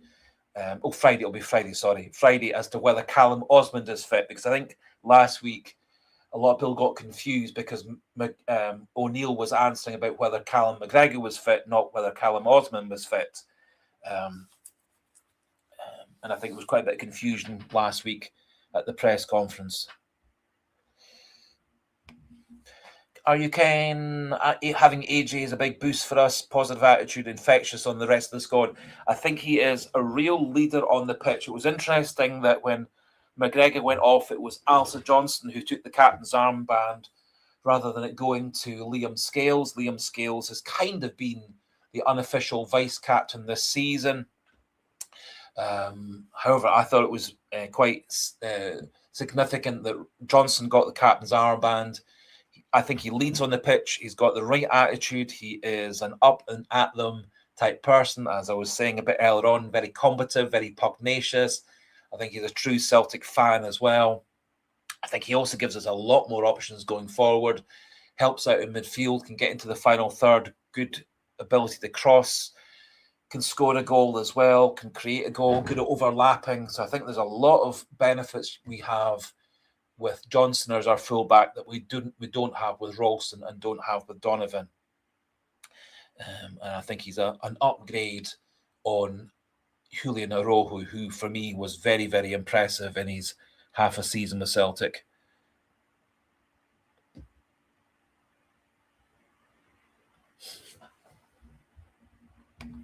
Yes, unfortunately, Smell the Glove, I completely agree that you're implying that and I completely, totally agree that the press will be too busy asking things about the Rangers ticket allocation, the season ticket allocations, the controversy at Celtic behind the scenes, etc., etc. There'll be, for me, there's far, far too much stuff, politics and nonsense about in the press conferences. The things I would like to know is how fit is Callum Osman? How fit is Callum McGregor? How fit are Iheanacho, Oxlade-Chamberlain? How fit is Alistair Johnston? How he came through the game against Falkirk? Was there any reaction for him in training this week? How McGregor's been in training this week? What his thoughts are about the Rangers Hearts game on Monday? What his thoughts are about the rest of the season, etc., etc. Far too much of it for me is asking him questions he really doesn't have much interest in answering, i.e. stuff about the board, stuff about the club next season, where presumably he won't be at the club, and a lot of nonsense regarding the politics and regarding whether Rangers get tickets, don't get tickets, and so on. It sounds to me that a lot of the decision about not giving certain Rangers fans tickets for the game comes down to the Glasgow Safety Board and the police and so on as well, not so much down to Celtic. So it'll be interesting how the Scottish League decide on what ticket allocation the Rangers fans get, and whether certain fans can be restricted. I know very few of you actually follow the women's side, but there was a similar scenario with the women's team a couple of years ago. The Celtics women's team were going to go to Ibrox for a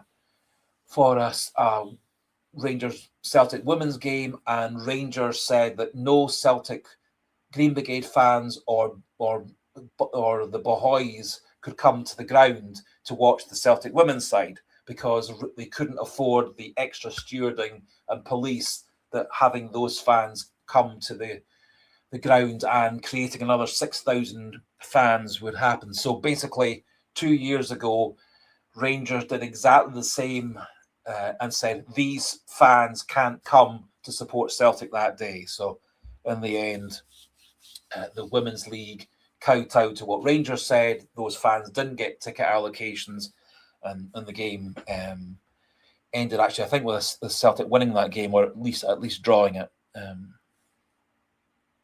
So there is precedent from 2 or 3 years ago in the women's game between Celtic and Rangers, where Rangers in effect banned 2 particular groups of Celtic fans from attending the women's game.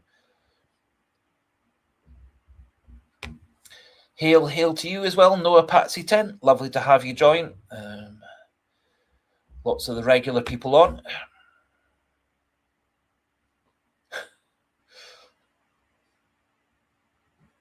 No, to Chipper 67, to be fair, for one reason or another, the Green Brigade and Boys fan groups had said they were going to go and watch the women's team. That was the team that later went on to win the title at the end of that season. So it was a big, important game. Rangers basically banned 5,000 or 6,000 Celtic fans from going to that game. So anyway, it was a very sizable number of Celtic fans who had gone to support the women's side that normally supported the men's side. Anyway, I was just trying to sort of illustrate that there is a precedent the other way around.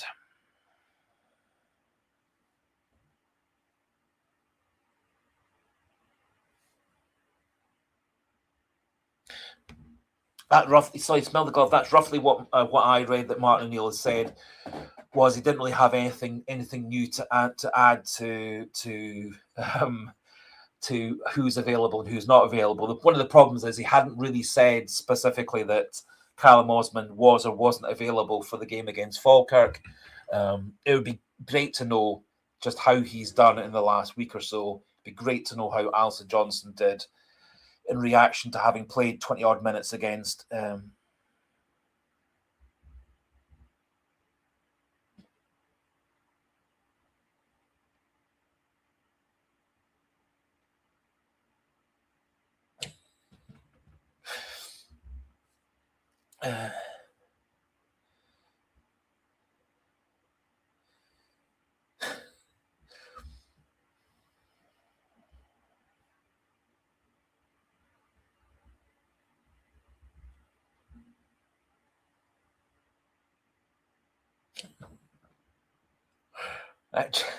Chipper 67. I can see your question, and I'm not going to deign an answer for that one.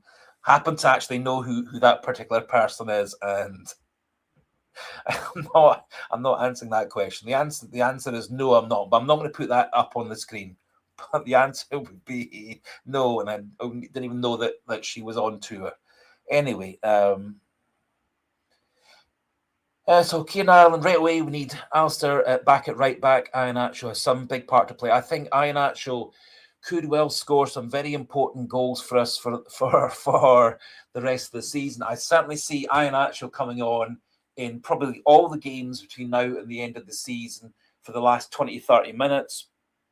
So I see Daisamida playing through the middle for 70 minutes or so, and then deep in the game, be it whether we need to get another goal to win the game or hold on to a victory, swapping Maeda out to the left, Iheanacho through the middle.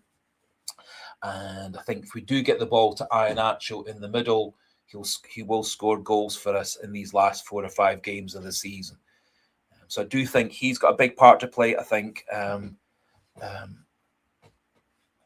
he's got a big part to play. I think Alistair Johnston's got a big part to play.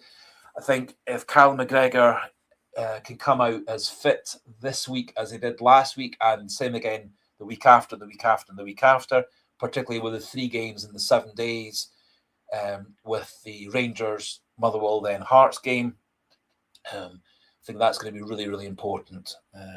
Hopefully we keep a nice, steady back 4 as well.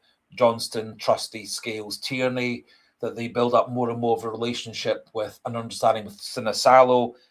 I think part of Sinisalo's problem is also there's been quite a few changes in that back 4 with Arthur, Murray, Ralston, Scales, Tierney, Sirachi coming and going in the back 4. Anyway,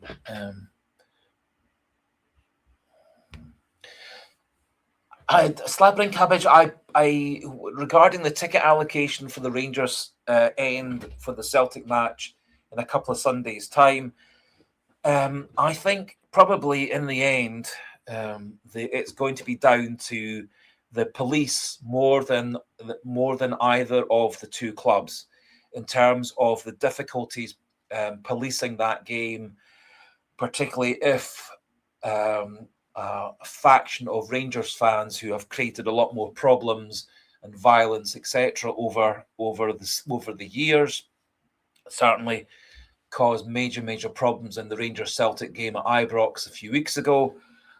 I think a lot of it's going to actually probably come down to what the police and stewards and so on are able to tolerate, and less so what Rangers and Celtic want. I think it could well be imposed by the Scottish League along with the Scottish police force as to what does or doesn't happen in terms of which fans get to come and how those people are penned off and sectioned off and controlled, etc.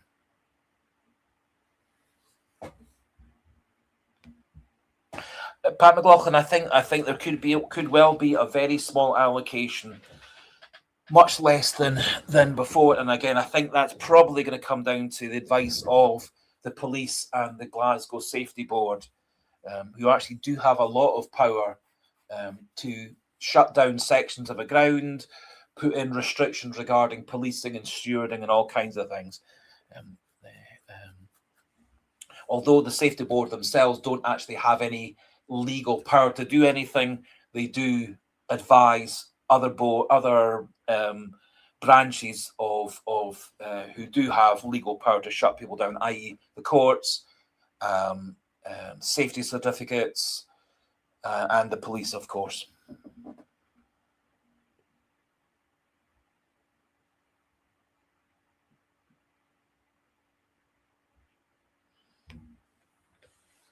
So are you, Ken? There certainly are quite strong rumours that Celtic are looking at Ward as being Celtic's backup goalkeeper for next season, with Sinasalo as the number one.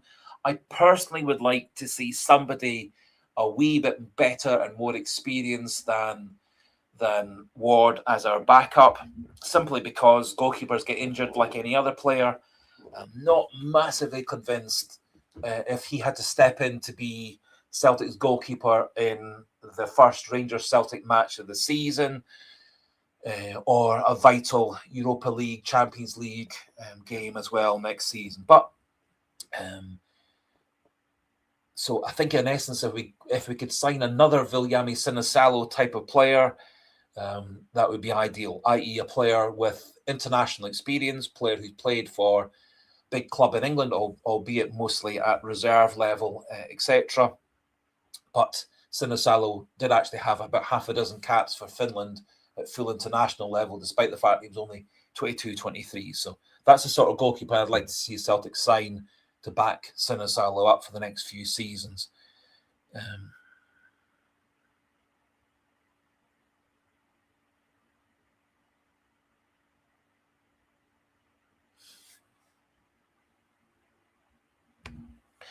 At the Slabling Cabbage, I think that's what I'm trying to...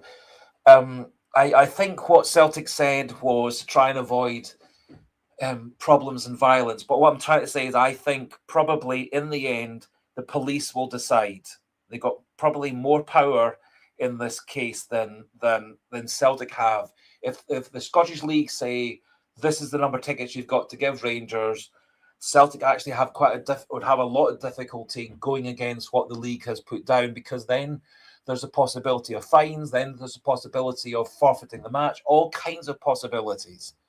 And my feeling, my personal opinion is the Scottish League will take advice from the police as to what does or doesn't happen in terms of what tickets. But I don't know. I know next to nothing about it. I'm just simply giving my opinion. But I know next to nothing about it. I'm just guessing, or educatedly guessing at it. Great to have had you on, Burnsy boy. Hopefully you have a nice wee sleep. It's getting on a wee bit later in the evening. If you've got work tomorrow, I dare say you do need to get off to bed nice and early.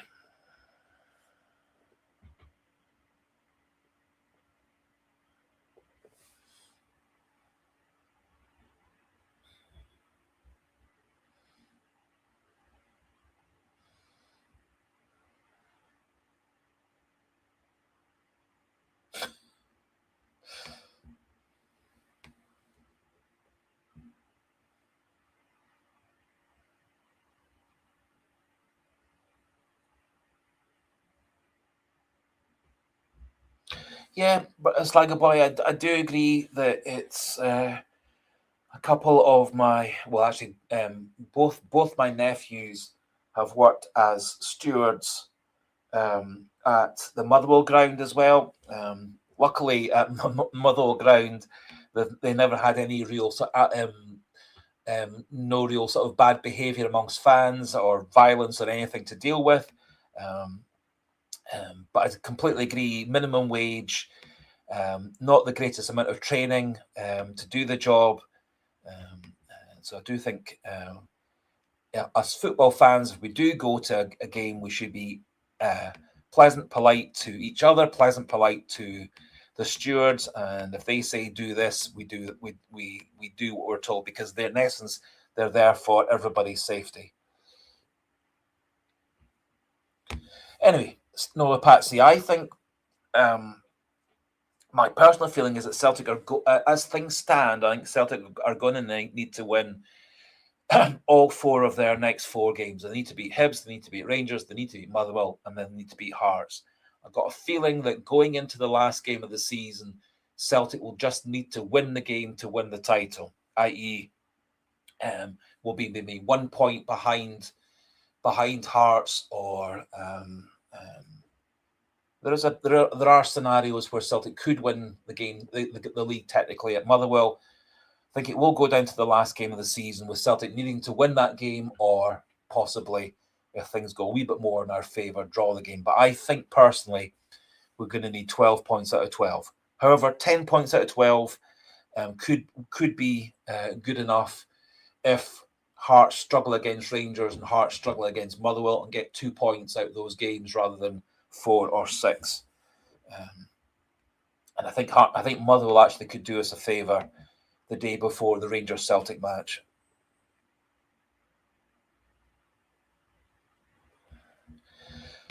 Yep, Eddie C, I would tend to agree with you. The fact if Celtic do win the title, which is what I expect to happen, it would actually be quite a condemnation of how poor Rangers and Hearts actually really are. Hearts obviously have exceeded expectations to be up there challenging for the title going into the last 4 games of the season. I think probably at the start of the season, a lot of people would have had Hearts as 3rd place, Rangers as 2nd place, and Celtic as 1st. The fact that all 3 teams are in with a real chance of winning the title going into the last 4 games, despite all the problems that Celtic have had behind the scenes, on and off the pitch, etc., and rather a lot of injuries to cope with. The fact that if Celtic do come through to win the title, it would be quite a condemnation of those other 2 clubs, and quite a condemnation that Scottish football as a whole isn't terribly strong. If a very disorganised Celtic side who has 3 different managers in 4 different spells still comes through to win the league.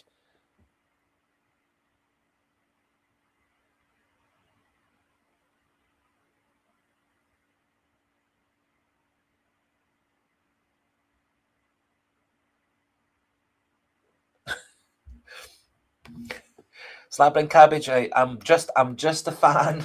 I'm just an old man having a bit of fun, doing a YouTube channel, trying to create a forum for, particularly also for fans who don't get much of a say so or a look in on other live streams, to have a bit of a chance to participate, get their points of view over. I'm just an enthusiastic amateur. I think quite a lot of people who talk on the TV as if they're experts, they haven't got I was going to say a bad word. They haven't got a clue either. So I think quite a lot of the Celtic fan media who've managed to cross over onto Sky Sports and BBC Scotland and STV and so on, I don't think they've got the first clue about anything either. Just they pretend that they know better than basic fans.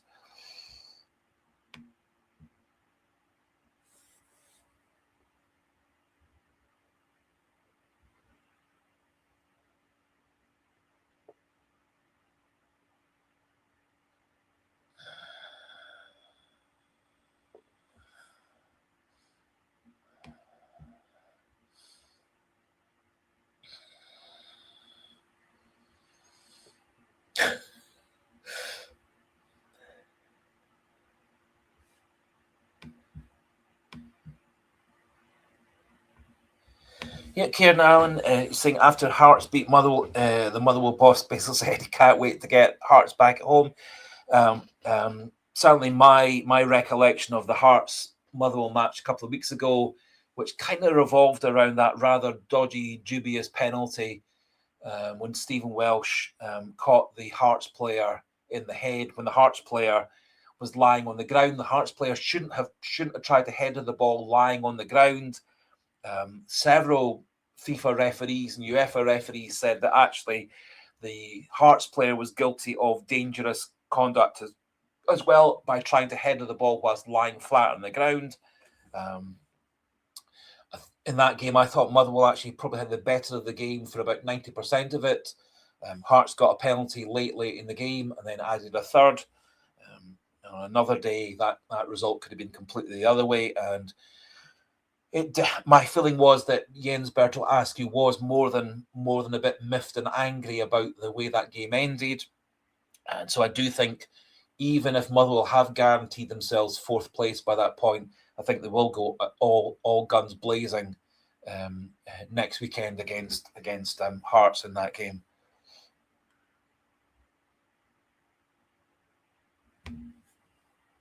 So Kieran Allen saying Celtic's third goal against St Mirren, one of the top 3 goals of all time, like poetry in motion.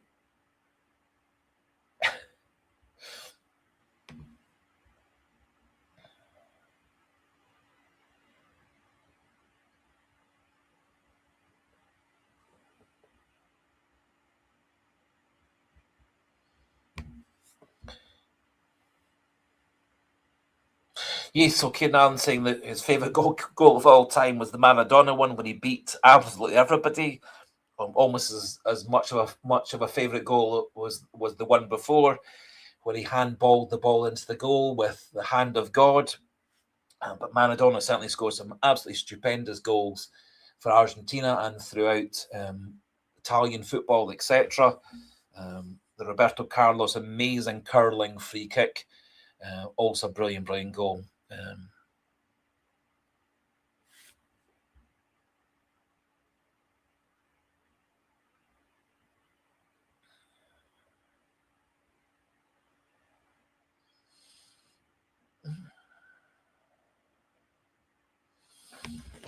Yes, Wyoming CSC.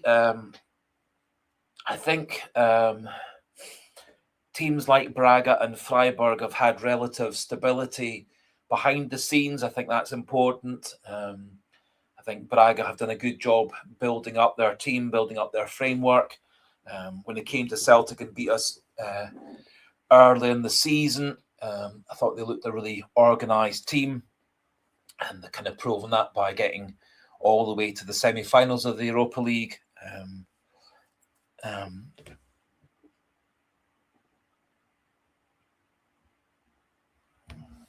No, I think on that night Celtic had the ability and the capacity to beat Braga.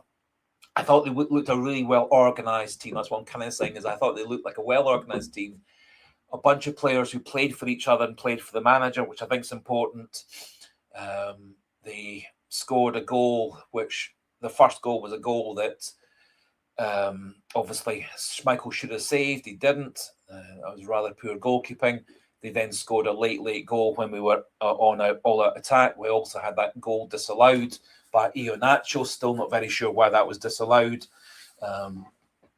So does kind of show that possibly the best 2 teams that we played in the Europa League first stage were Roma and Midtjylland. Both of them got knocked out. Braga, possibly because they are that bit more better drilled, more of a team. They've actually kind of maximised their ability and maximised the results.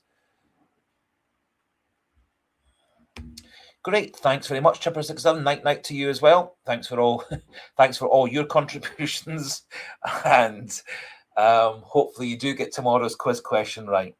It's always very entertaining seeing your response to whether you get things right or not get right.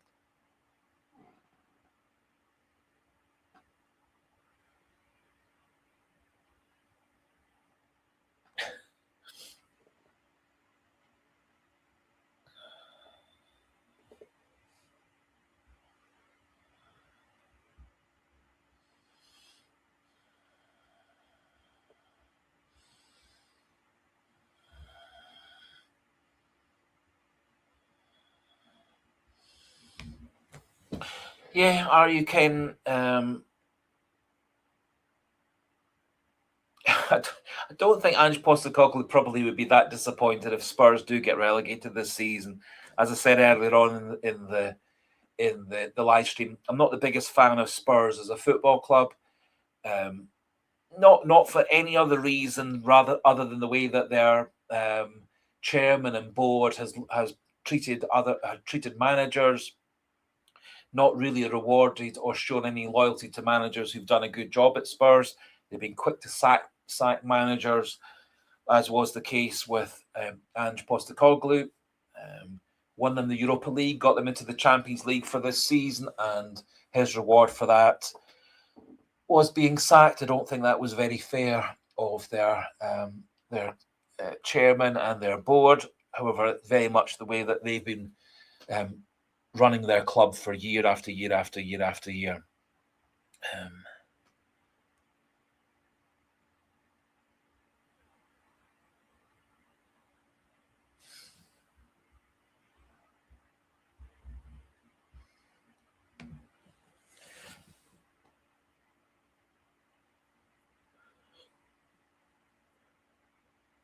Yep, so you're quite right, Kieran Allen. We've only actually lost 2 games in Scottish football under Martin O'Neill. We've drawn a couple of games, obviously, as well, but we lost to Dundee United, which was probably one of Celtic's worst performances of the whole season under any of our managers. It was, for me, a particularly demoralising, terrible performance.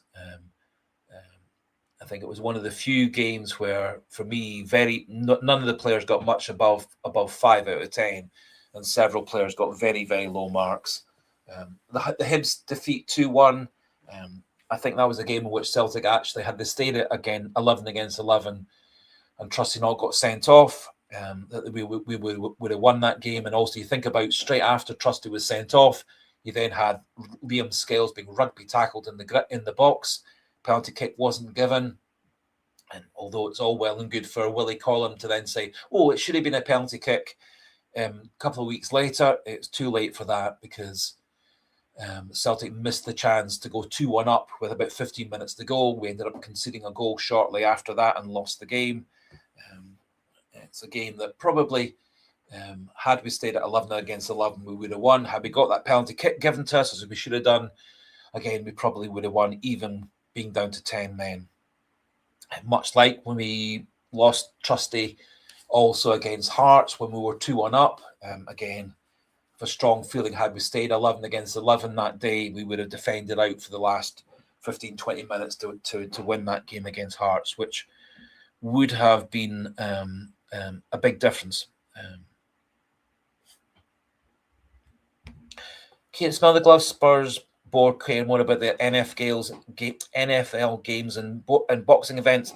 They certainly, with their new ground, have gone a lot more corporate. And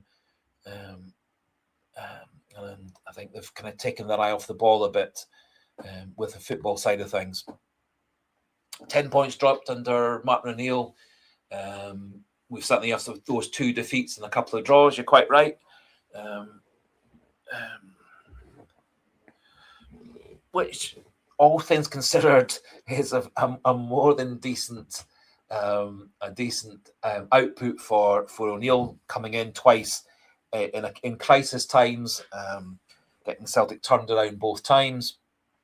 And also given the fact that due to the circumstances of the January transfer window, he wasn't really able to significantly improve the team. Basically, the only January transfer window addition that worked out well. Oh, sorry, no, it's not quite true.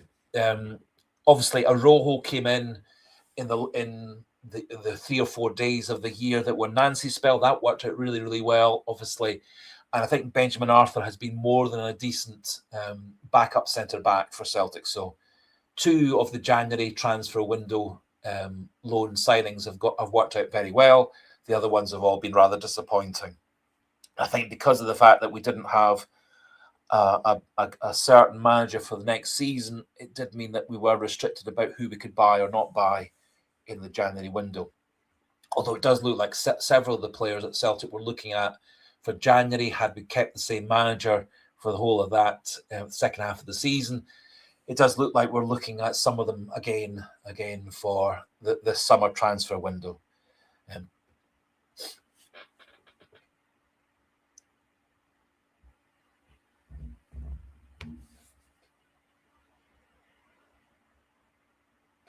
Yes, Gary and Cheryl Simpson, that Hibs away is a difficult game. We have struggled there before. Quite often we've actually come out with wins there. Won a couple of times there in the Cup the season before last. Obviously, the one time we've been to Easter Road this season, we did beat them 2-1. Has been a ground where we have once or twice fallen short, ended up with draws, defeats, but more often than not, we've found ways to win games, even at Easter Road.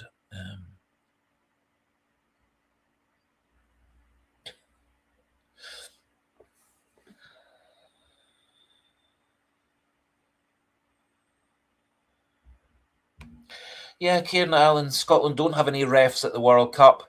The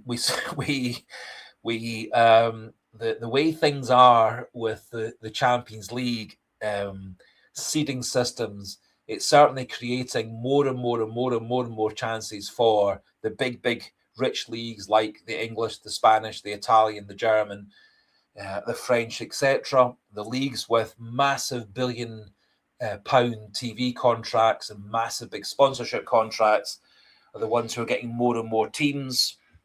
The likelihood is that next season in the Champions League there'll be 5 or 6 guaranteed English teams, possibly 7, if a couple of Europa League results, etc., go their way. At least probably 5 Spanish teams or 5 German teams. It's getting more and more difficult for the smaller leagues, particularly the very small leagues, to get anybody into that Champions League group stage. And it's liable to get harder and harder.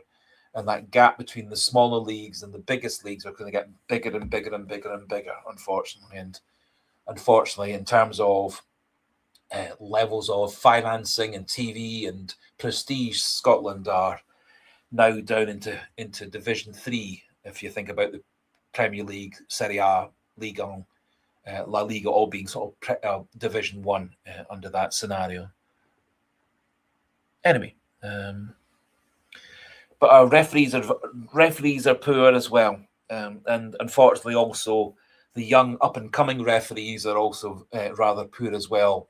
Having watched various games in other divisions over the last wee while, the younger, inexperienced referees are not actually showing much ability either. So people like Kevin Clancy and Don Robertson and John Beaton and so on aren't terribly good, but the younger ones in their 20s and stuff aren't much good either, which is quite dispiriting.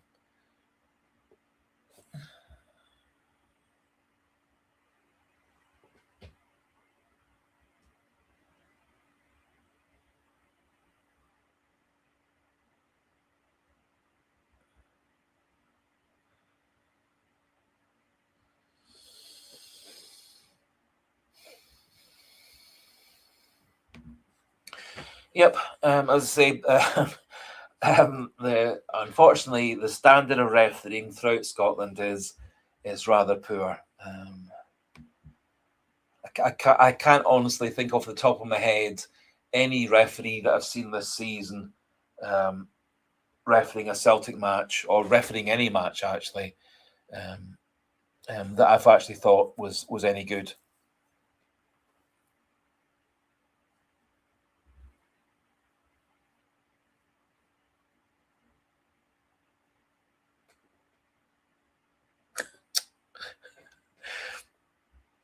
Oh dear.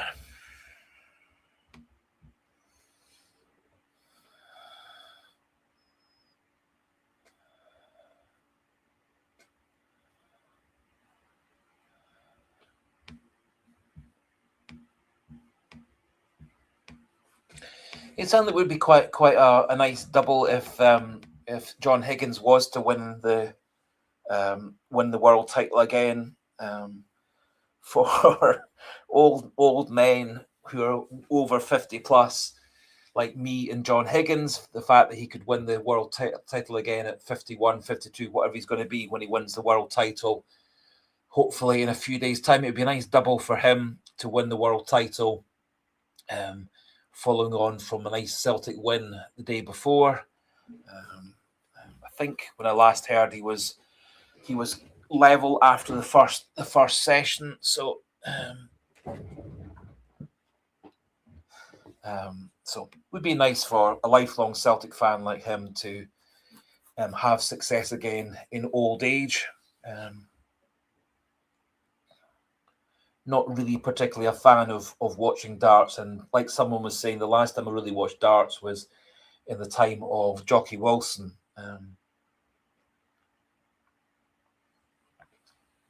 who happened to be the friend of somebody that I knew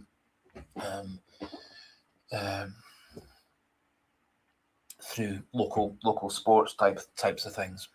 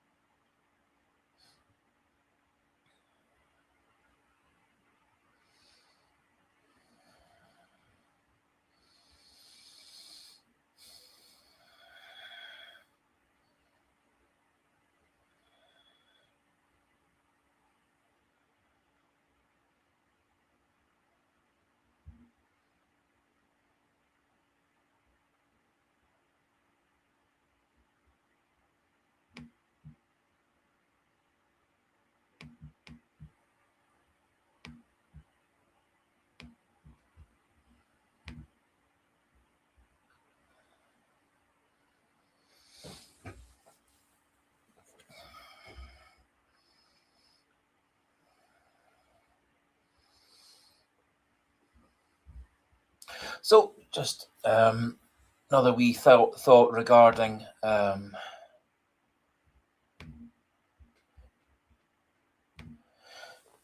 next season.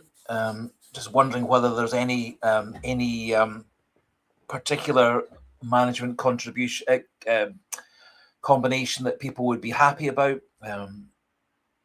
It certainly feels as if every manager that's being put forward as being a Celtic manager, there always seem to be a significant number of Celtic fans who say they wouldn't fancy him, such as Stevie Clark or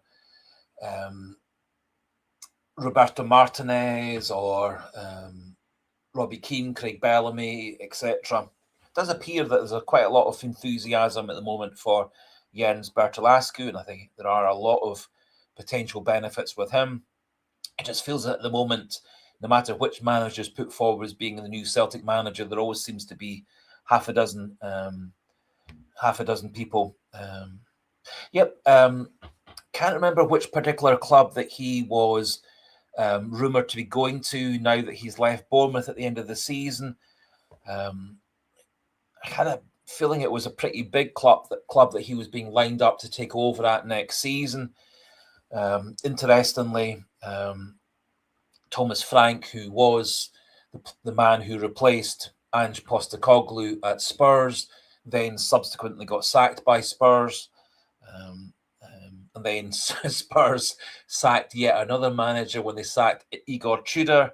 They're now on to what their fourth best manager of the season. Smell the glove saying Iraola is off to Chelsea. It could well be right. I did think that that he was being lined up by a pretty big club for next season. Of course, they've gone through a couple of managers this season as well. Quite a lot of speculation that they might take Frank Lampard back, with him having been successful at Coventry, getting them promoted from the English Championship. Glasner's an interesting one. Obviously, he's ending his contract at Crystal Palace, more so because of, it appears, he's kind of fallen out with the chairman and the board at Crystal Palace for sort of behind-the-scenes things and having players sold against his wishes, etc. Wyoming CSC, Glasner has the freedom of parkhead whenever he wants it, I think. Again, successful manager. He's been relatively successful with Crystal Palace. He won the cup with them last season. And I think kind of as, where are we? Smell the glove. If Glasner wins the third trophy in 2 years, surely he'll have too many suitors. I think that's probably the problem is that the managers like Areola, Glasner, Thomas Frank, etc., probably because they have had relative success or genuine success in and around the English Premier League, that they'll have too many bigger teams looking out for them. I think probably us as Celtic fans probably do need to realise that we're not going to get the really top level manager, and so we might need to go with an older manager like Martinez or Clark wanting to go back to club football, or a young and up-and-coming manager, be it Robbie Keane, Craig Bellamy, or possibly the best of both worlds, Jens Bertel Askew, who does have quite a few advantages.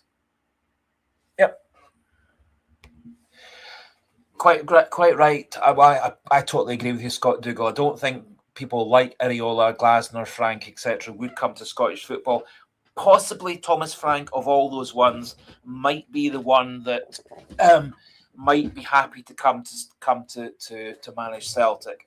I think Glasner and Areola, they're on the up and up. Areola has had a very successful season with Bournemouth. Glasner won the cup with Crystal Palace last season, doing very, very well in the Conference League, keeping Crystal Palace safe mid-table in the league.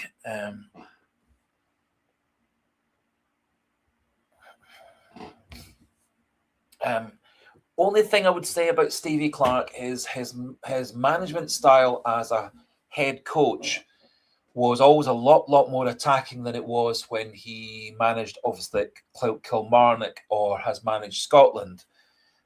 And so his way of, when he coached at Liverpool and at Chelsea and at Newcastle, etc., he was a much more attacking-minded coach. Kind of when he went to manage Kilmarnock, and now that he manages Scotland, he's become a much more defensive manager.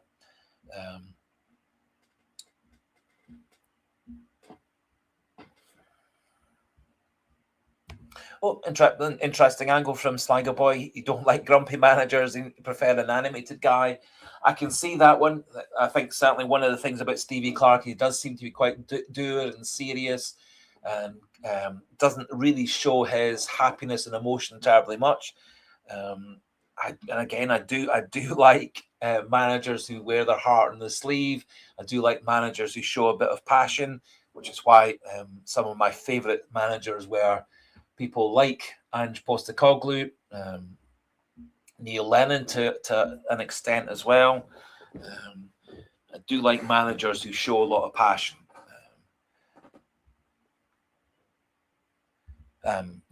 Martin O'Neill, another one who shows a lot of passion as well.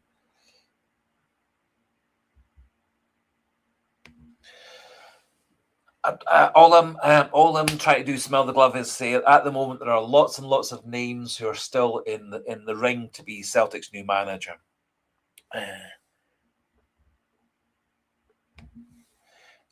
Scott Dougal, Davy Moyes. It's. I think Davy Moyes, of all the experienced managers, is one that might choose to come from English football back to Scottish football. That wouldn't be terribly surprising. Obviously, Davy Moyes started his career as a Celtic player, went down south relatively young. He's been a successful manager, although never really reaching the full heights. He probably has the experience to reorganize the club. I think that's also an important thing. Having someone who's got the experience, the knowledge of how to actually turn around a club that's in difficulties.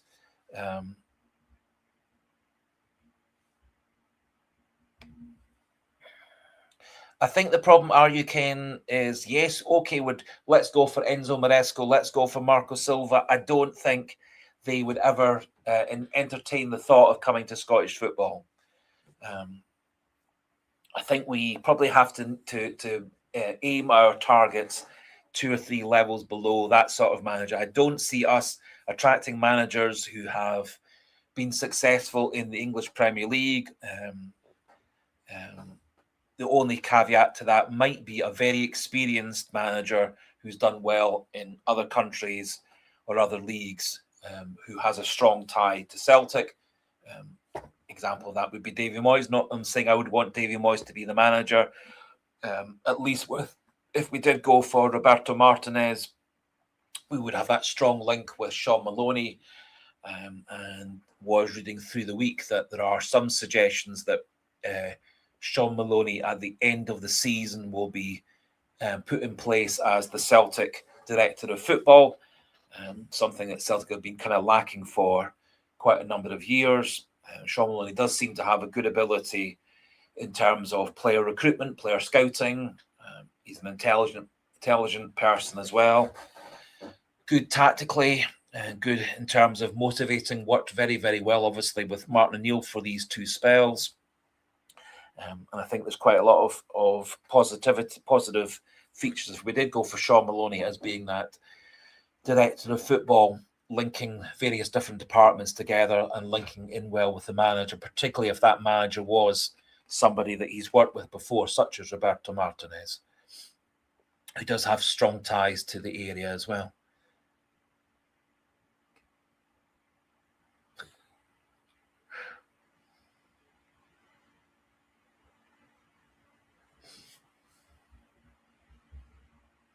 Pat McLaughlin, I would tend to agree with you there. I think Martin O'Neill is 73, 74. I think he's finding the day in, day out pressure of managing Celtic, all the press conferences, all the nonsense from the press, all the constant questions about things that are not really his business to be answering.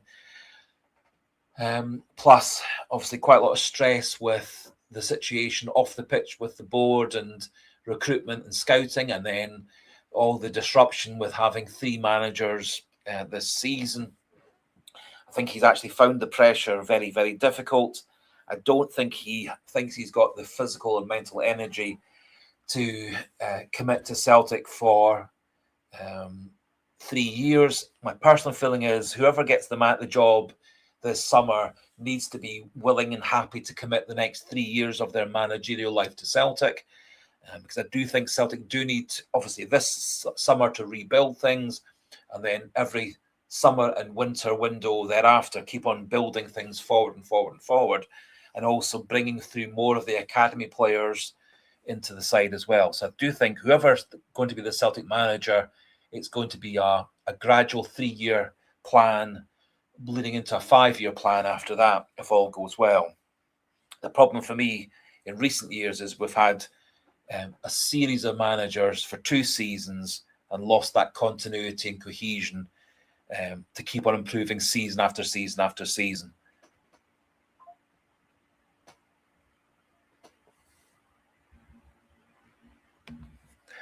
I think there's lots and lots of experienced European managers who've managed at the highest level in other countries. My difficulty is convincing a manager who's managed at the highest possible level with success to come and manage in Scotland. As we were kind of saying a wee while ago, Scotland, in terms of qualifying teams for the Champions League, Europa League, Conference League, we're going further and further and further down the coefficient tables. We're having to play qualifying games each summer earlier and earlier and earlier. So for that reason, I don't see a really top quality experienced European manager or manager coming from the English Premier League choosing to come to Celtic.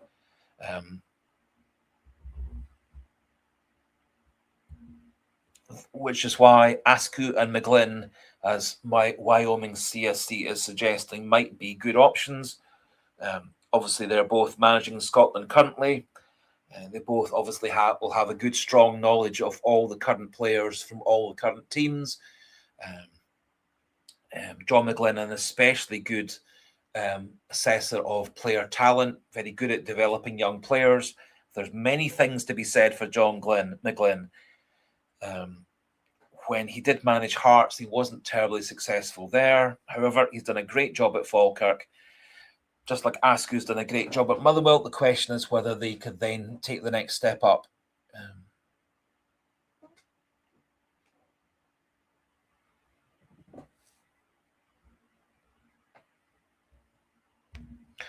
Oops. So, Gary and Cheryl Simpson, I think Ascu may in the end be the man that we're going for.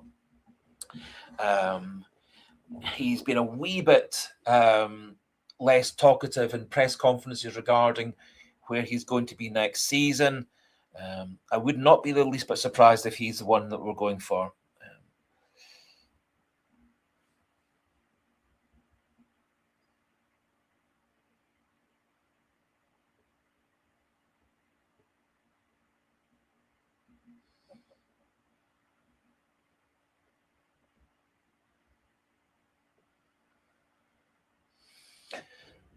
Well, Smilligov, if I was asking someone, I wouldn't ask Brendan Rodgers what it's like to manage the Celtic, because he left under a cloud. He left in a massive big fight with the board, etc.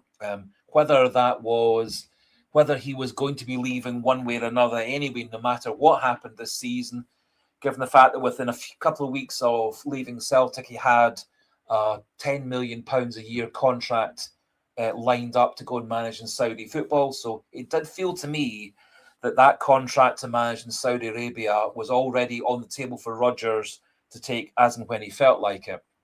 So I was not massively convinced that Rodgers was going to stay at Celtic for 3 years. So I think this was going to be his last season, come what may, no matter what happened on and off the pitch, no matter how much funding he got in the transfer windows. Because he'd already decided he was going to go and take up the £10 million a year tax-free to manage in Saudi for the next 3 years, come back a multi-millionaire. I think actually Ange Postecoglou left Celtic very much on a very friendly footing. I think he would be positive about the Celtic board, the Celtic backroom people, because in general terms they supported Postecoglou very well. He just happened to want to move on to a bigger league, which was understandable. He got the offer of a job in the English Premier League, which at the moment is the number one ranked league in the world. In general terms, many of the best players in the world now play in the English Premier League. The amount of money swilling around in terms of player contracts, etc., transfer fees in the English league is incredible. It's understandable that Postecoglou decided to turn down £2 to £3 million a year at Celtic for the next 3 years to go and manage in Spurs. I dare say he got even more managing Spurs for the time that he managed them. I think he wanted to try himself in a bigger, stronger league with all the best players in the world coming up against you week in, week out.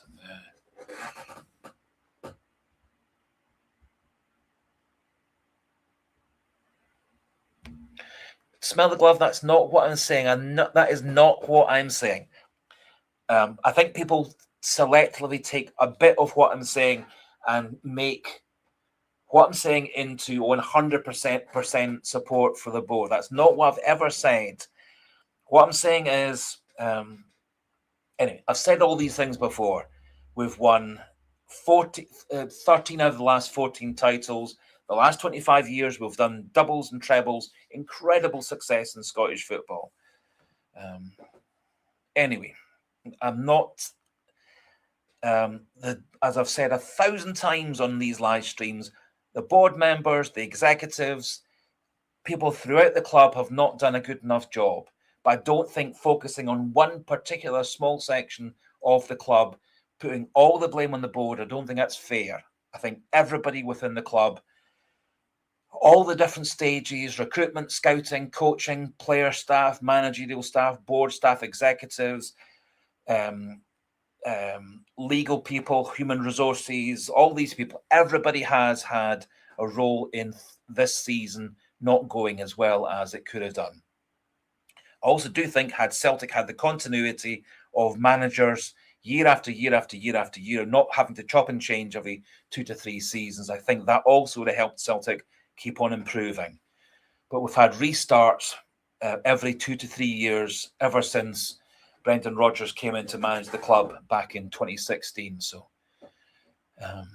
that doesn't help. The stability that a team like Bodø Glimt had with Kjetil Knutsen being there for 8-9 seasons in a row, that really helps the whole club keep on succeeding, because he's been a guiding force for years and years and years and years.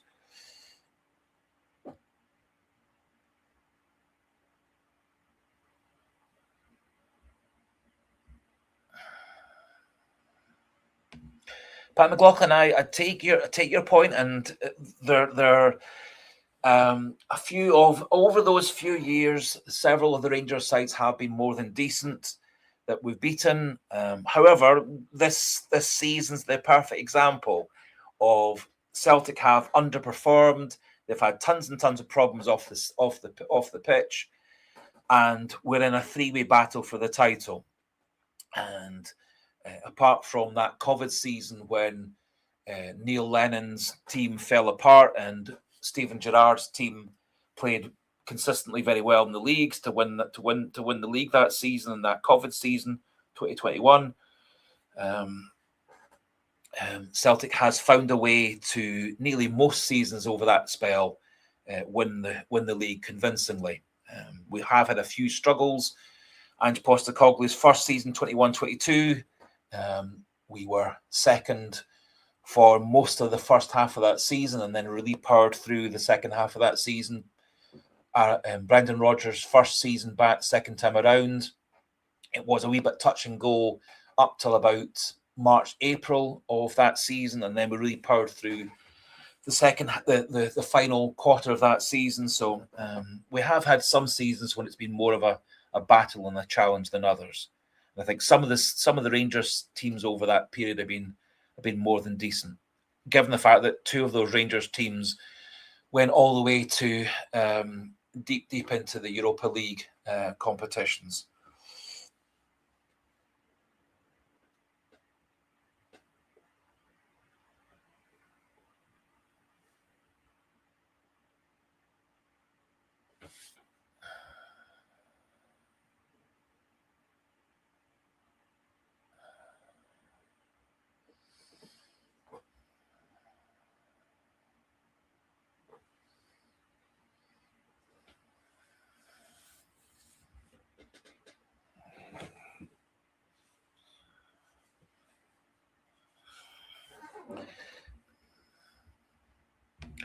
Well, certainly, Pat McLaughlin, everybody seems to have a super talented grandmother or granddad.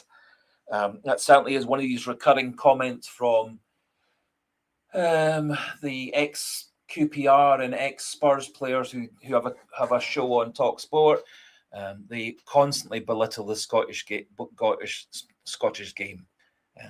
I don't think, honestly, it's as easy to win a league season and win the double and treble. I think some of the teams that Celtic's had to beat over those seasons have been more than decent. As I say, Giovanni Van Bronckhorst's team got all the way to the Europa League final to lose to Eintracht Frankfurt on penalties. So that team must have been more than decent. I do think quite a lot of the teams that Celtic have played over that time.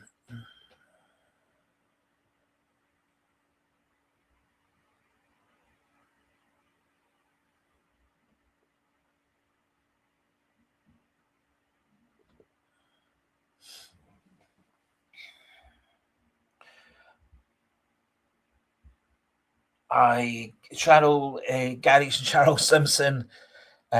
We should be miles in front. I think, as I said, my own personal feeling is that the reason that this season's not gone very well is lots of different reasons. And I do think one of the core things for this season not going well was the fact that last summer, reportedly, Brendan Rodgers was offered a new contract for 3 years for £10 million over those 3 years, and he turned that contract down. I think had he signed that contract, that would have given Celtic the stability to go fully confident into that next transfer window. Would have given us Celtic a lot of continuity in terms of formation, tactics, training, behind the scenes, scouting, recruitment, etc. The fact that there was a lot of doubts as to whether Brendan Rodgers was going to be at the club for the second half of the season or for next season, I think that really massively impacts on things like transfers, recruitment, and convincing players to leave one safe job in another country to come and play in Scotland.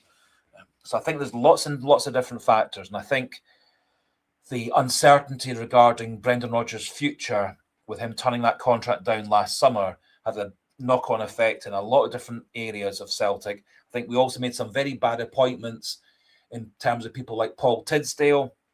Several of the scouting staff and recruitment staff brought in after Postecoglou left in the Brendan Rodgers spell, they didn't work out well either.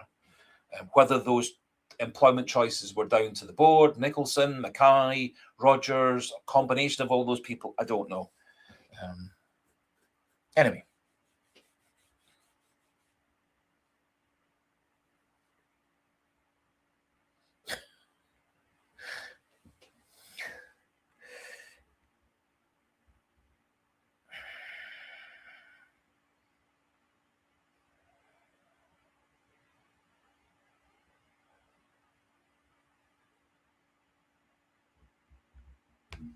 Feed the Bear, it certainly was great to see the passion that Stephen Welsh had coming off the pitch, having helped Motherwell beat Rangers 3-2 rather, last Sunday. I dare say part of that was happiness that he and his teammates had won a difficult game, come through in the last couple of minutes to win the game. I think he also would be very happy because it meant that his parent club had gone ahead of Rangers in the league.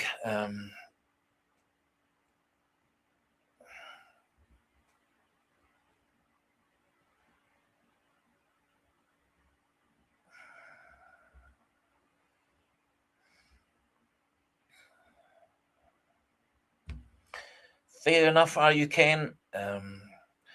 Lack of funding. I think, and again, I'm not, and this is not me defending the board. I'm just saying that we did commit a lot of money in Brendan Rodgers' middle season with transfers with Engels, Ida, Trusty, Paolo Bernardo, etc. We then did commit an awful lot of money over the last 3 years in terms of player contracts for big upgrades for Johnston, McGregor, Carter Vickers, Maeda, Hattati, lots and lots of players. Our wage budget at Celtic over the last 3 years for players on the pitch, coaching staff, and behind the scenes people has gone up massively. For several seasons, Rangers had the biggest wage budget for players. Celtic's now £5-6 million more per year than the Rangers wage budget. So Celtic's actually pledged lots and lots and lots of money to the playing staff in terms of contracts. So transfer fees this season not been big transfer fees. The two of our best transfer purchases of this season were Tierney for nothing and Nygren for under 2 million. So not necessarily as big money always going to guarantee you successful players. Balakusha was a waste of money at 5 million. We've had other wastes of money at similar amounts of money. So it doesn't always have to mean that big money transfers mean you can have a successful player.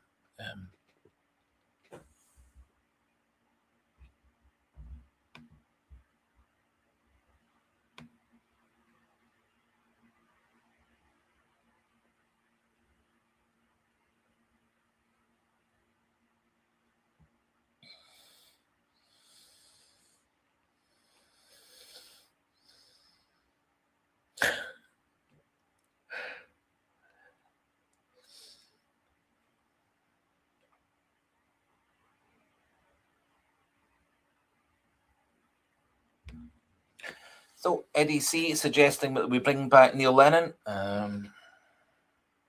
He certainly knows.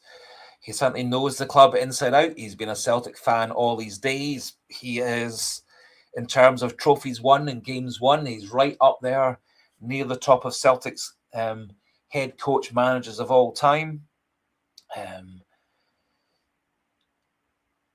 He has not been a success at any other club he's managed apart from at Celtic. He is having relative success at Dunfermline. He's got them to the cup final. They're on the verge of a playoff position in the Scottish Championship. So theoretically, next season, Neil Lennon could be managing Dunfermline in the highest level.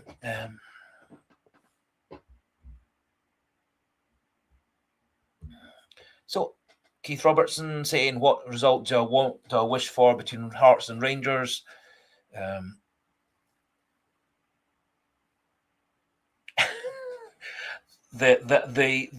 As I said an hour and a half, 2 hours ago, I think the best result for Celtic, all things considered, would be a Hearts Rangers draw, which takes Celtic a lot closer to Hearts, assuming that we beat Hibs on the Sunday, creates a bigger gap, a 3-point gap to Rangers. I think that would be a big boost for Celtic going into the Rangers match the week after. So a draw between Celtic, Hearts and Rangers would, for me, be the best result. All things considered, ideally with a couple of the Rangers players, a couple of the Hearts players getting either red carded and missing a game or two, or getting injured and missing a game or two more. But all three results, a Hearts win, a Rangers win, and a Celtic and a draw, all of which have benefits for Celtic as long as they beat Hibs the day before. If Rangers win, that brings Celtic and Hearts level on points. If Rangers lose, that creates a big gap between Celtic and Rangers for the next week. However, that keeps Hearts in the lead by 3 points. If it's a draw, that probably is the best of both worlds. Brings us closer to Hearts, further away from Rangers.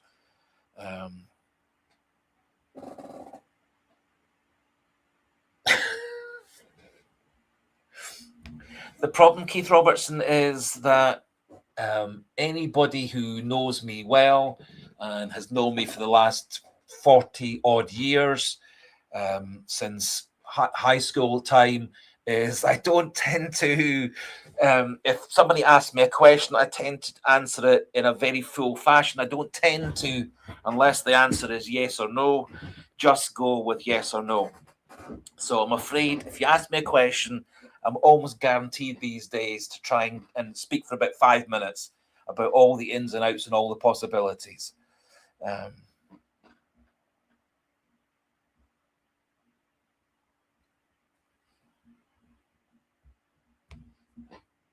I would be massively surprised if Neil Lennon is ever the manager of Celtic again.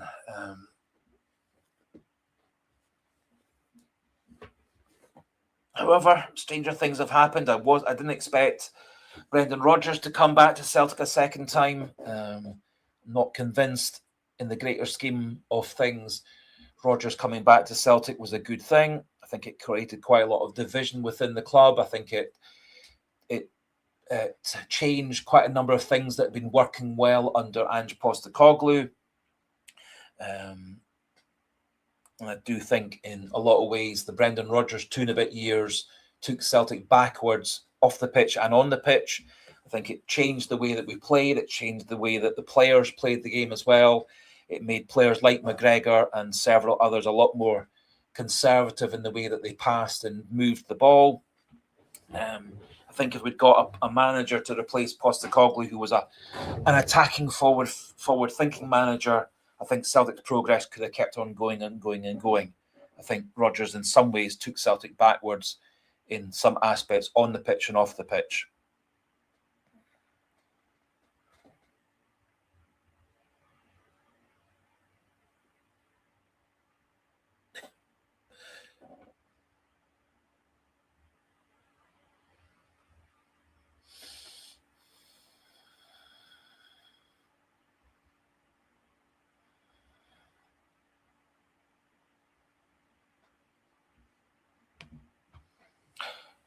Yes, certainly. It has been a bit hypocritical to hear people like McInnes and Danny Role and Celtic and say Rangers fans and Rangers pundits, the Chris Boyds and the Barry Fergusons and stuff, and kind of imply that Rangers have had the rough end of the stick with refereeing and VAR. It does feel to me, although I have to admit I'm slightly biased in the way that I interpret things, being a Celtic fan, it does appear there's been rather a lot of decisions this season that have favoured Hearts and Rangers rather than decisions which have gone against them. And certainly when there have been a couple of decisions that have gone against Hearts, such as the red card for Mark Leonard against Livingston late in the game, they were full of complaints that it was unfair, etc. However, they didn't think the red card for Trusty against Hearts a few weeks before in the game that ended at 2-2. I don't think they thought that was an unfair decision. I think the decision to send off Leonard was a much more likely red card than the Trusty one, in that there were two Celtic players getting back to challenge the Hearts centre forward. There was nobody in the other half had Leonard not pulled that player down.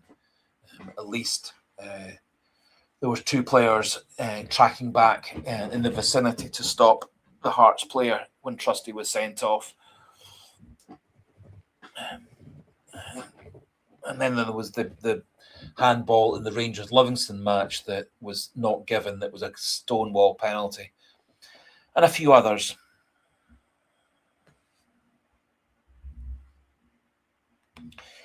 Quite right. Wyoming CSC, there was that terrible handball that wasn't given as a handball that cost us that game.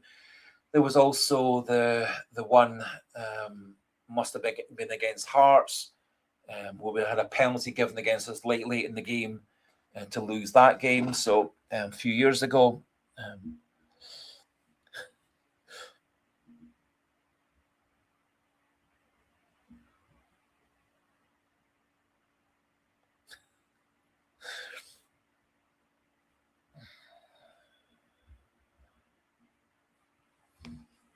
So Sligo Boy, would we have Neil Lennon back? I honestly don't see that as a scenario. I don't think Celtic's board, Celtic anybody would want Neil Lennon back. Would we welcome him back? As I said earlier on, he has been successful as Celtic's manager. He very much is a lifelong Celtic fan, very, very committed to the club. So both of which are terribly important. But I don't really see that happening.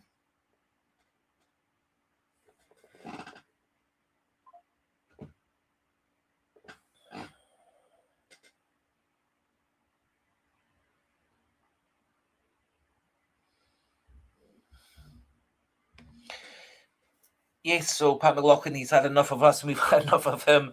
That's why I don't honestly think that Neil Lennon would come back for a third go of being Celtic's manager.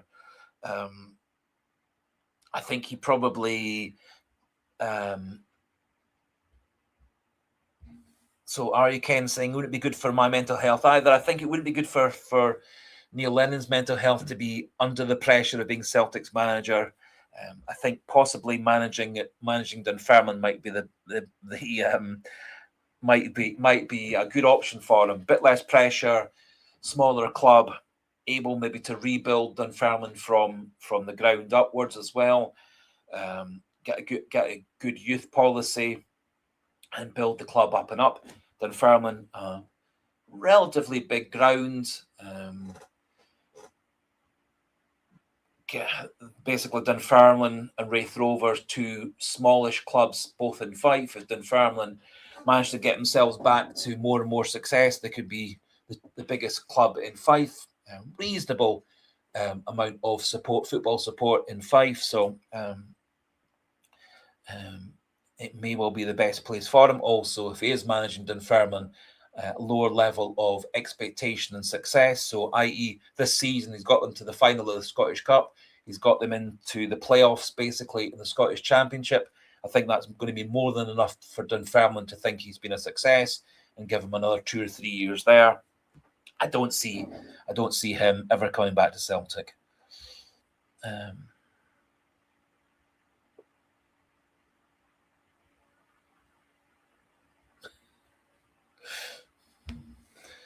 Clashman Numpty, I'll have to take your word for it that there was a poll saying that Barry Ferguson got 4% of the vote and Neil Lennon got 1% of the vote. I'll take your word for it. Find it hard to believe that Barry Ferguson would get 4%.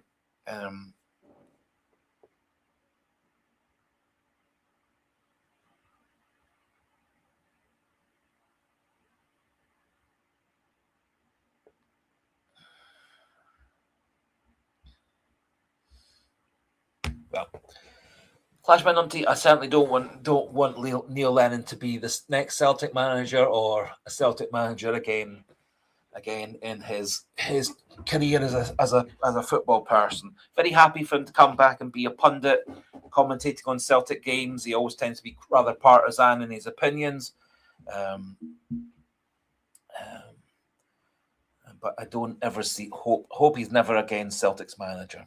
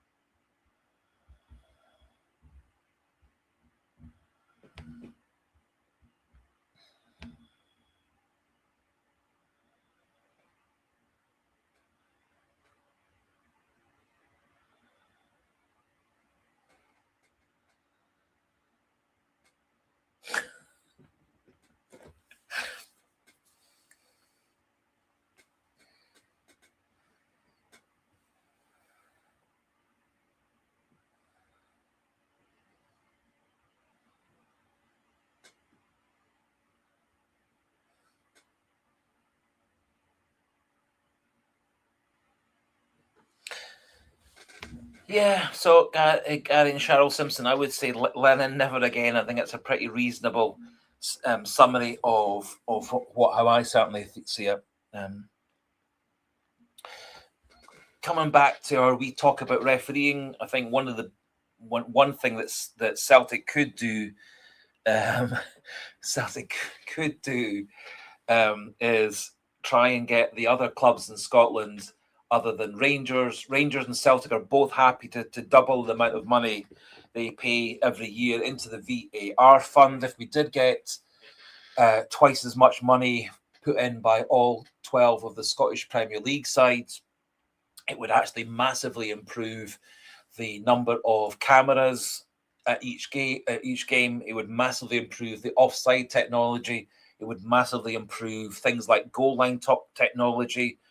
Only one ground in Scotland's got goal line technology. That's Hampden Park. Only one ground in Scotland's got a camera that shoots along the byline, along the goal line. That's Hampden Park. In essence, the stories are that both Celtic and Rangers are happy, as I say, to double their contribution to the fund, which would then upgrade Scotland's VAR system about 2 or 3 levels. Then we would have to have referees who are better trained, but they at least would have better technology for helping with offsides, better technology for more cameras shooting on different angles across the pitch, which helps a lot as well. And then obviously goal line technology would take away quite a number of controversial decisions over the last couple of seasons, such as the disallowed goal by Maeda last year against Hibs, when Alistair Johnston may or may not have had the ball at play. Then there was a goal disallowed in the Hibs-Rangers match after that. Then obviously the Rangers-Falkirk match a couple of weeks ago, where again there was doubts as to whether the ball was in or out of play. So I do think that would be something that Celtic could work well with other teams over the summer to get everybody to pay more money towards VAR to improve the technology, because the technology we use in Scotland is third or fourth division, and way below the level it should be for a professional league like ours.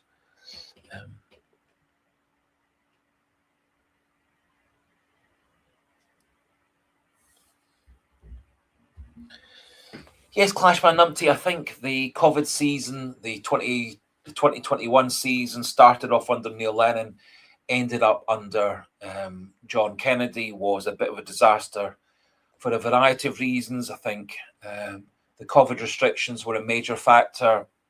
I think we also had some very poor recruitment and transfers that season. We also had a few players who were desperate to leave the club, people like Ryan Christie, Odsonne Edward, Christopher Ayer, all of whom wanted to leave the club. All three of them got kind of forced to stake Celtic that season. All three of them, of course, left shortly after when Ange Postecoglou came in. I think there was a lot of things wrong with the 2021 season. And I think Neil Lennon kind of buried his head in the sand rather a lot, and thought things were going much better than they were. Also, the other thing that season was Celtic actually had quite a number of games in hand at one point over Rangers. So we were a long way behind Rangers, but had a lot of games in hand, which in theory, had we won those games in hand, we would have actually got quite a lot closer, but we didn't win those games in hand, and that gap got bigger and bigger and bigger and bigger. Although, interestingly, that season, despite the fact that Rangers ran away with the league, they didn't win the League Cup and they didn't win the Scottish Cup. So winning the double and treble as to go with winning the league isn't as easy as some people suggest, given the fact that the Rangers that season were miles ahead of everyone else in the league. They didn't win either of the two cups that season.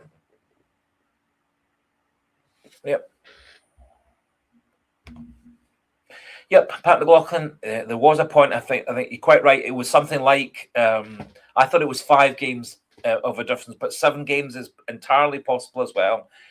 There was a lot of discrepancies and inconsistencies in that COVID season because of the COVID regulations, because of various factors on and off the pitch. And we certainly were a lot of games, and then obviously to catch those games up, we had a number of games in quick succession, which also was counterproductive as well.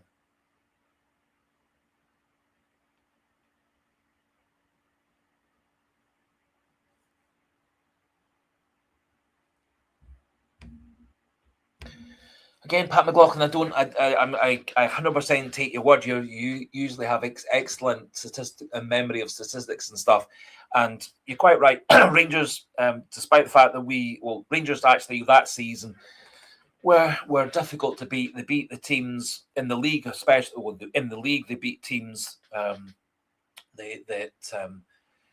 they were better than. In the cup, they actually ended up losing. I think one final and one semi-final that season. So despite the fact they were streets ahead of everyone in the league, they couldn't win a double. They couldn't win a treble.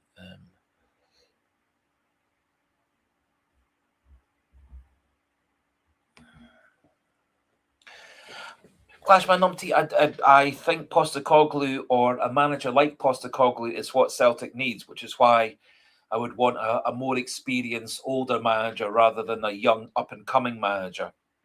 Jens Bertel Askew might well be the sort of compromise candidate of being a relatively experienced manager, relatively old manager, but he at least has had quite a number of seasons in a number of different leagues and rebuilt sides on a couple of occasions at previous clubs. I'm not convinced that Postecoglou would come back to the club, but if he did, I would be very, very, very happy, because he's proven before in the 21-22 season that he can take a club and squad that's a bit of a mess on the pitch and off the pitch, take a recruitment scouting staff that was a bit of a mess on and off the pitch as well, and turn that around.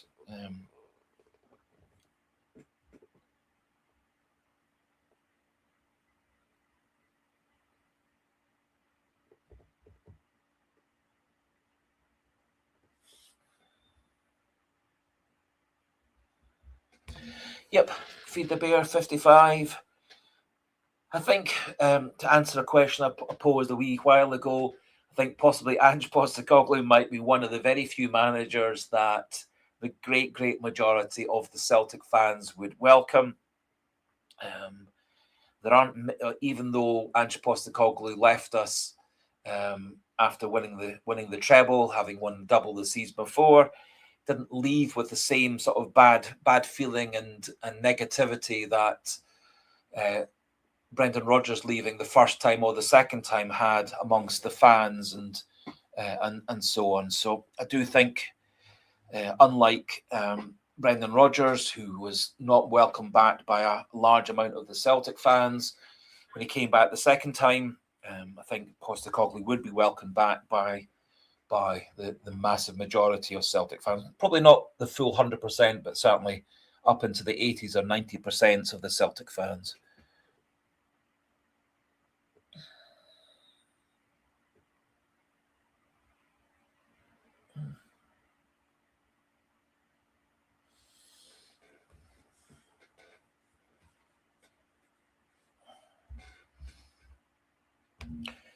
Good, great Sligo boy. You agree with Ange coming back as well? I think Ange would be a great choice. I think, unfortunately, even if Celtic asked him, and maybe Celtic have asked him, I think the answer to that question would be no. And I think another good option, if he wasn't 73, 74 years old, would be Martin O'Neill. That sort of manager would be a great choice for Celtic. But I think at 73, 74, it's 10 years too late for him.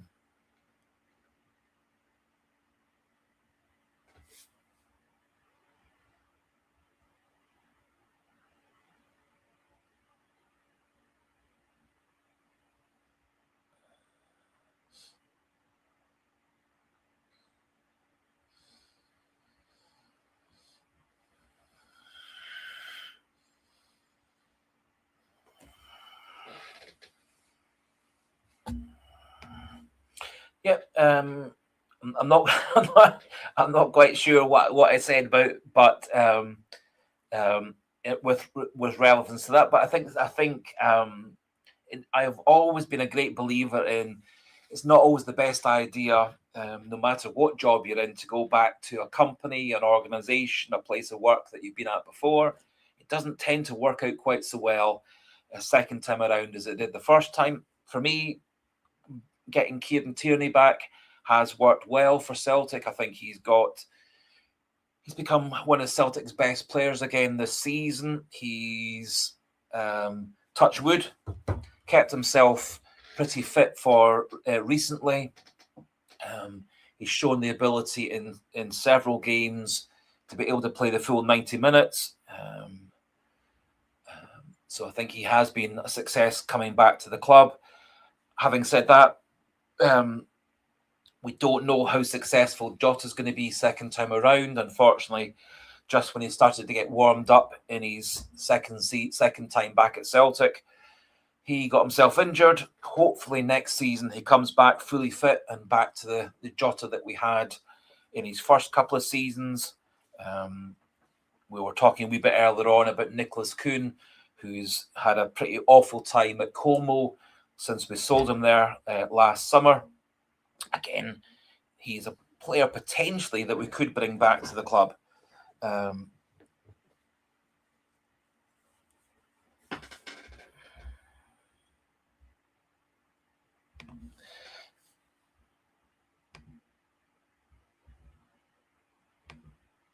Yeah, Pat McLaughlin, you're saying bringing a manager back only brings short-term success. They're never able to build the way they did the first time around. I think there's a lot of truth to that. Whether that would be the case with a manager like Ange Postecoglou, I'm not so sure. I think Ange Postecoglou is actually a lot better manager than any of the managers we've had in recent years. Both Brendan Rodgers and Neil Lennon in their second spells as Celtic manager brought us success. I suppose one can also say that Martin O'Neill in his second spell and third spell as Celtic manager has brought us relative success. We were saying a wee bit earlier on in terms of domestic football. Martin O'Neill's lost 2 games and drawn 2 games and won every other game apart from that. So had we done that sort of thing for the whole season, we clearly would have won the title by now. So him coming back has been relatively successful. One would hope that because we've got Dunfermline in the cup final at the end of the season,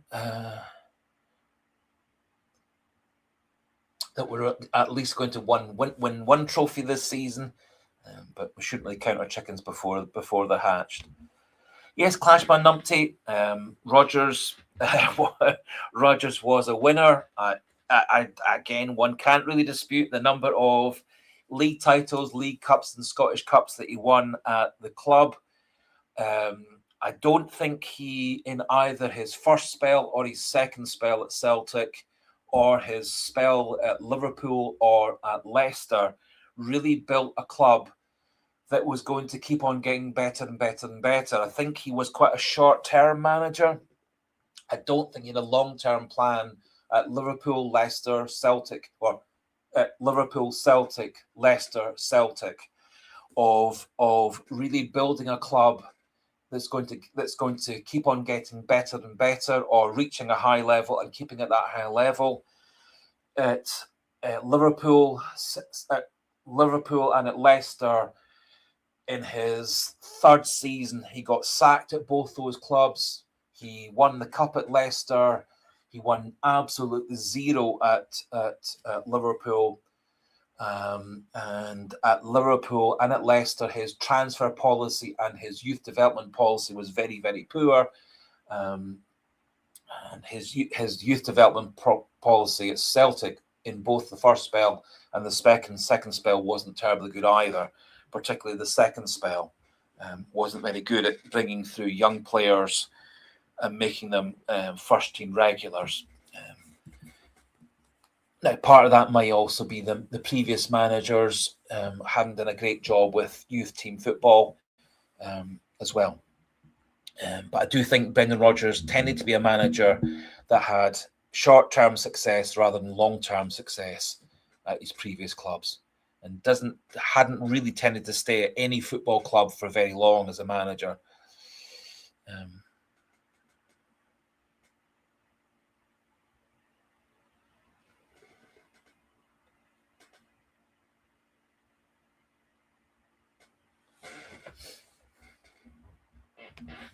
So Steiger Boy is saying that he thinks that Jota is spent, never saw much of a revitalise him prior to the injury, that we should cut the cord now. I think with him having spent 15 months or so trying to get himself back to full fitness after his anterior cruciate, reportedly he should be fit to start pre-season training at 100% this July alongside Cam and Carter Vickers. Both of them are supposed to be scheduled to start proper training in July. I think it's probably fair to give them both a go over the course of the pre-season and the early part of the season, see whether they can get themselves back to their best form. If they get back to their best form, they both obviously are first choice starters for any Celtic team. I thought in his second spell at Celtic, Jota showed quite a lot of good spells. He clearly hadn't played. He hardly played at all in Saudi football. Hadn't been successful with Rennes in French football. So I think he was actually lacking a lot of match fitness and match practice. I thought he was getting it back little by little. Scored some super goals for us. That's that half a season coming off the bench.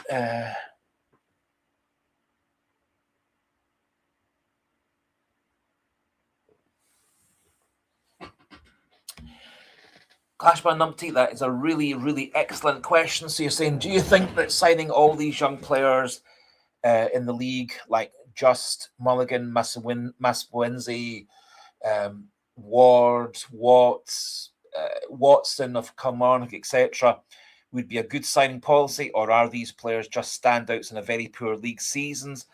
For me, all those players that we've listed there, apart from maybe David Watson of Kilmarnock, they've had one good season. This time last year, I don't think any of us had heard of any of those players. Masmo Lindsay, this time last year, was being released by Leicester as a free transfer. Players like Juiced and Mulligan and so on have kind of come out of nowhere. A couple of the players that have really come good for Hearts this season, again, they were kind of rejects from other clubs that, to be fair to the Hearts scouting system, they managed to recruit and find and turn into good players. How much of that is down to the good development skills of managers like Askew and McInnes, I don't really know. But I'm not massively convinced that all those players have the ability, the experience, the capacity, the mental side of things to step up to playing for Celtic. There's been plenty players who've been good players or outstanding players for other clubs, who didn't really turn into great players for Celtic. People like Naftar Chichi, who's a good scorer for Dundee United, pretty disappointing when he came to play for Celtic. And there's been several other players like that who've been good at smaller clubs in Scotland and then really struggled to cope with being in the goldfish bowl of being a Celtic player and being under massive scrutiny and massive pressure to play well every week. I don't think Maswanizi has played nearly as well in the second half of the season as he did in the first half of the season. He's still certainly right up the top of the scoring charts in Scottish football, alongside Negrin and Braga and Shanklin and stuff. Yep, David Fernandez, another example. There are a large number of players who've been star players for other teams, looked really good, and then they've come to Celtic and not been that great at all. Few of them. Stuart Armstrong coming to us from Dundee United, that turned out pretty well for us. Ryan Christie came to us from Inverness Cali, that turned out well for us in the long run. So there have been a few that have come from other clubs, and of all the ones we've just talked about there, they've all had one good season playing for medium-sized clubs in Scotland. The question is whether they can then take that step up to play for Celtic at the highest level. None of the players we've talked about there have had any European game. Well, I suppose some of the Hibs players would have had some European qualifier games to play, but they failed to get through their qualifying games. But none of the Motherwell players have had to play at the highest level. Will be interesting to see how Just the New Zealander who plays for Motherwell, to see how he does at the World Cup.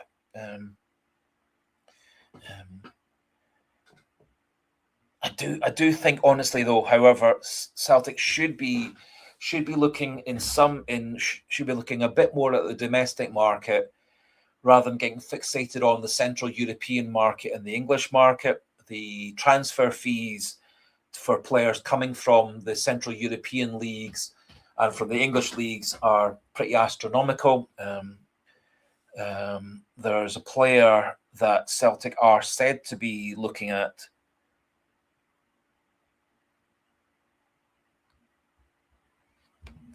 So, Clashman Numpty, I as I said, my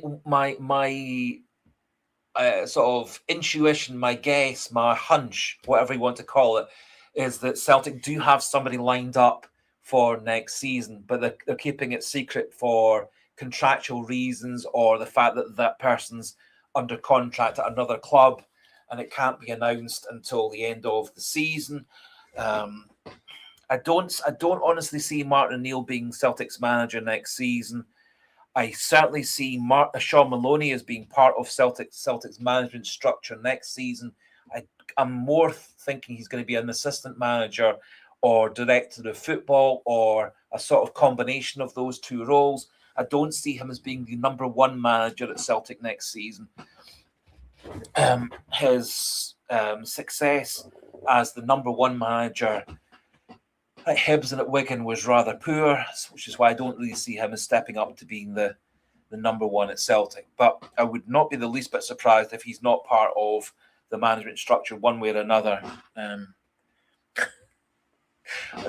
would see him being. I would see him as being part of the management structure next season, which is why the signing of new contracts for Forrest, Scales, and McCowan is maybe not quite so surprising as some people have it. And the fact that we are looking actively at signing Sirachi for next season, and reportedly were in negotiations with Arojo to bring him back permanently to Celtic.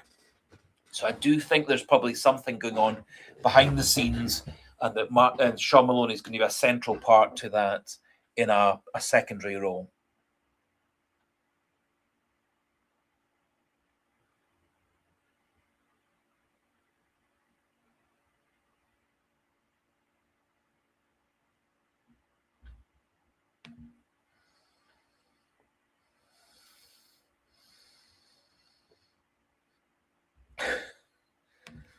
Yes, so it's like a boy. It was a hunch. I couldn't really think off the top of my head, having been talking for the best part of 3.5 hours, of a better word than a hunch. I'm just trying to say that I have got a feeling, an intuition, a thought, a guess, an estimate, without any facts or figures or anything to back it up. However, the fact that we've signed these three players on contracts, that we've given McCowan 2 years with a third year and given Scales 4 years, does suggest possibly that there is somebody behind the scenes who is going to be a continuing strong role at Celtic between this season and next season and the season after and the season after.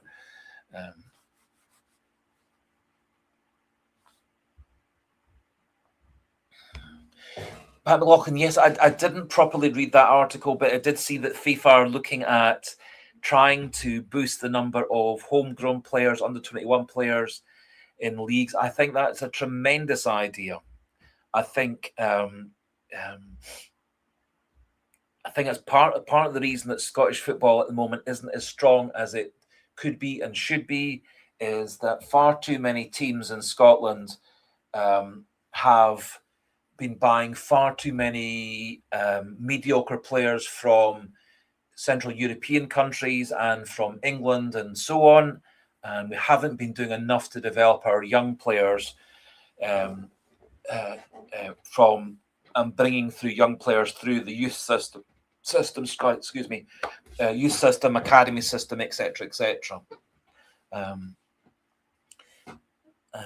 Shows my age, but way back in the early 70s, Celtic seemed to have this endless conveyor belt of bringing through young players through the youth system, through the reserves, the Maccaries, the Connollies, the Dalglishs, the McGrains, etc., but also signing good Scottish players, Dixie Deans and Harry Hood and all these kind of people as well, and bringing in some older experienced players, Pat Stanton being one off the top of my head, and several others, and also always seem to have young players to keep on replacing the older players, and also a really good structure of bringing in Scottish players from other clubs and integrating them into the Celtic side. I think there are far too many mediocre Central European players and English players playing in the Scottish Premiership rather, and far too many. And I think there are plenty of players who are playing week in, week out for the other teams who could easily be replaced by young Scottish players who aren't getting a proper chance to develop their careers.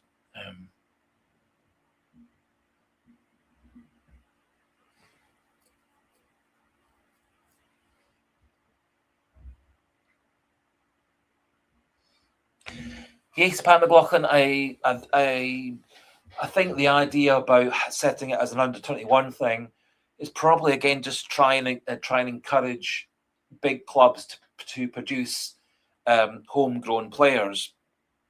So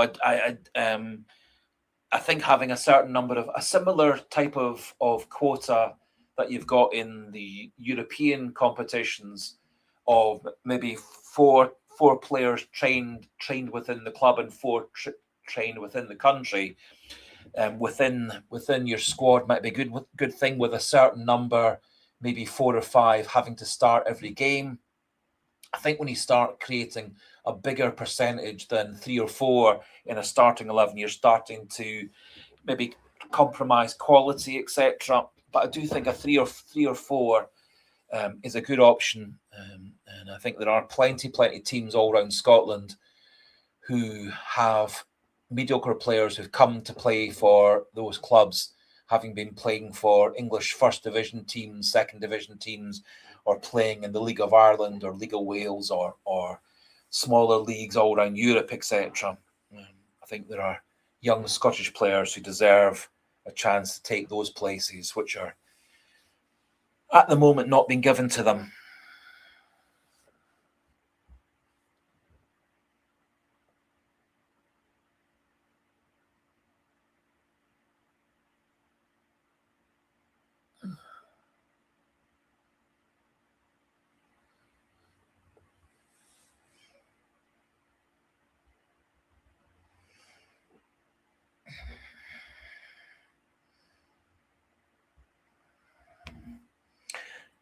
I hadn't read that yet, Pat McLaughlin. I did see the article earlier on today, but I was doing a couple of other things earlier on today, which is kind of sort of research and preparation, possibly for some videos over the next few days. So I didn't actually read what the proposals were regarding some law changes and interpretation changes that are going to come in at the World Cup. There was also some talk about changing the red cards and yellow cards for certain offences and so on. So for me, having rebounds at penalty kicks, obviously if it's not in a penalty shootout, and I think having rebounds off penalty kicks in open play is an entirely reasonable thing to happen. I think it's really quite the Hatate goal to get us the 2-2 draw at Rangers in the league was a very exciting goal. It was a good save by Butland, a good second save by Butland, and then tremendous hard work for Hatate and Maeda to get to the second rebound to score the goal. They got there quicker than the Rangers players got to that ball, so I think Hatate deserved the goal, and had he not scored it, Maeda would have scored the goal. So I think rebounds off penalty kicks should still be allowed in open play, obviously not in penalty shootouts. Hopefully we don't have another penalty shootout to worry about for a long, long time.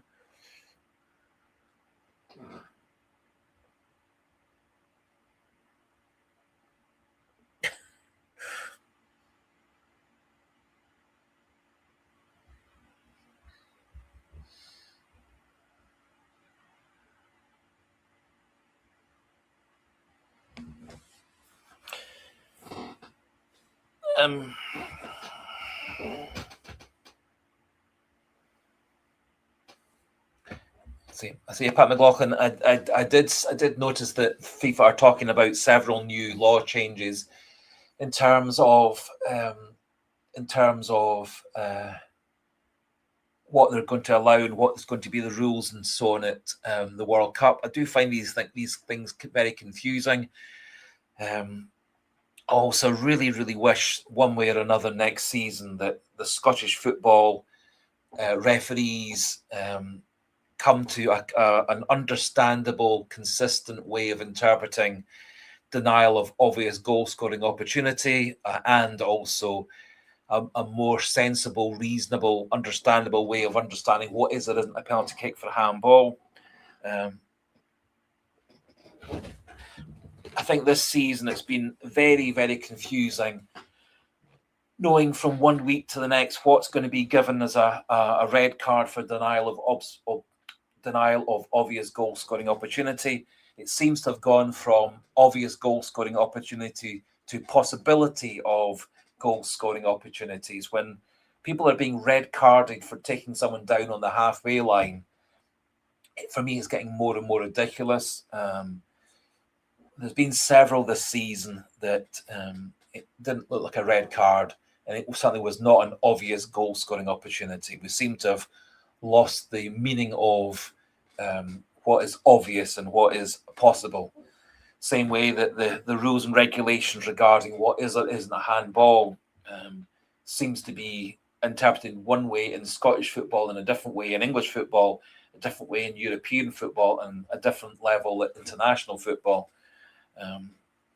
There's certainly been plenty of penalties given against Celtic and some given for Celtic this season that have been rather confusing. And at different points in the season, we've had different decisions for the same offence.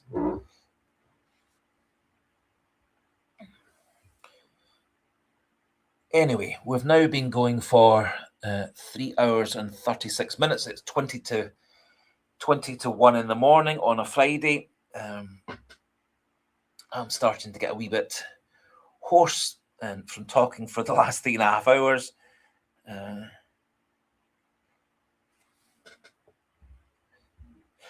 Yes, Pat McLaughlin, in terms of changes to football over the rest of my my life, I do in the long run see Celtic playing in a version of the Champions League, which is what is the bread and butter football for the big clubs in Europe, i.e. rather than Celtic playing Rangers, Hearts, Hibs, Aberdeen, St Mirren, Dundee United, Kilmarnock, etc., we'll be playing against a club like Rangers, but also a couple of teams from England, a couple of teams from Spain, a couple of teams from Holland, Belgium, etc. So you'll have maybe 3 or 4 divisions of pan-European leagues with promotion and relegation, and that bigger clubs like Celtic, Rangers, from the smaller leagues, such as Scottish leagues, will get invited to this big pan-European league. And so we'll be playing against the Barcelonas, Real Madrids on a more and more regular basis. And then having a worldwide league, I think that's a possibility further down the line. But I do see maybe in the next 10 years or so, just with how powerful and rich the biggest clubs are in England and Germany and France and Spain and stuff, that then forcing UEFA into a sort of European Super League style format, which is like the Champions League, except you're having the Champions League games week in, week out, playing against all those big teams home and away, with promotion and relegation between the different divisions in that pan-European league. So I do kind of see domestic football in the longer run dying away or becoming much less important, much smaller.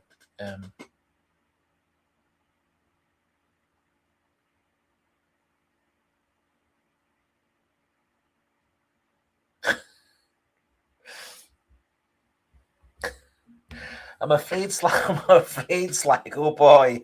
As much as I would like to keep on going, it's nearly 1 o'clock in the morning. I do actually have a couple of real life things to do tomorrow. So I was hoping to get off to bed by 1 o'clock this morning. So I was just kind of implying, with it now getting towards 20 to 1, quarter to 1, that it probably is time for us to start thinking about tailing things off and calling the evening to a close. Because I was planning to get off to bed by 1 o'clock, because I do have a couple of things lined up to do in my real life tomorrow.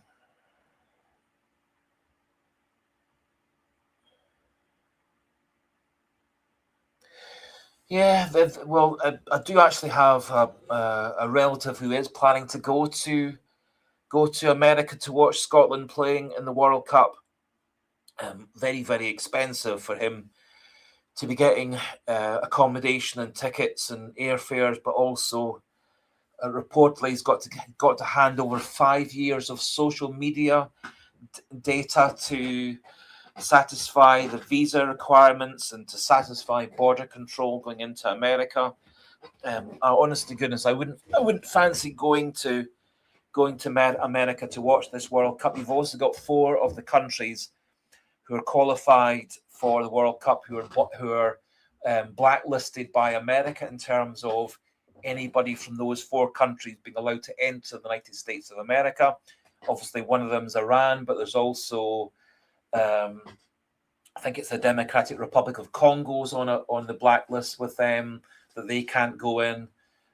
Haiti, that's one of the other ones. I can't remember who the 4th and final one is. Maybe it's the Ivory Coast. I can't remember, but there's a couple of African nations, plus Iran, plus Haiti from Central America, Clashman Numpty, there was vague stories about the German FA and the French FA trying to coordinate some form of European boycott.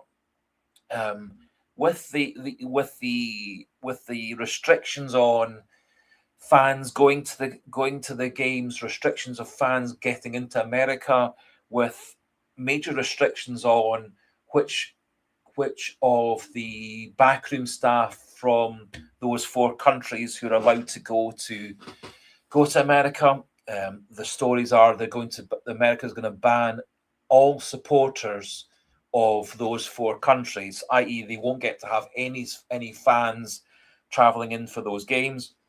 They'll only be allowed to have visas for the players and the coaching staff. In essence, FIFA should not be agreeing to this. The FIFA should in essence be saying, we don't want any of the games to be in America unless America plays by the same rules that every other host country pretty much has done for the last so many years. So,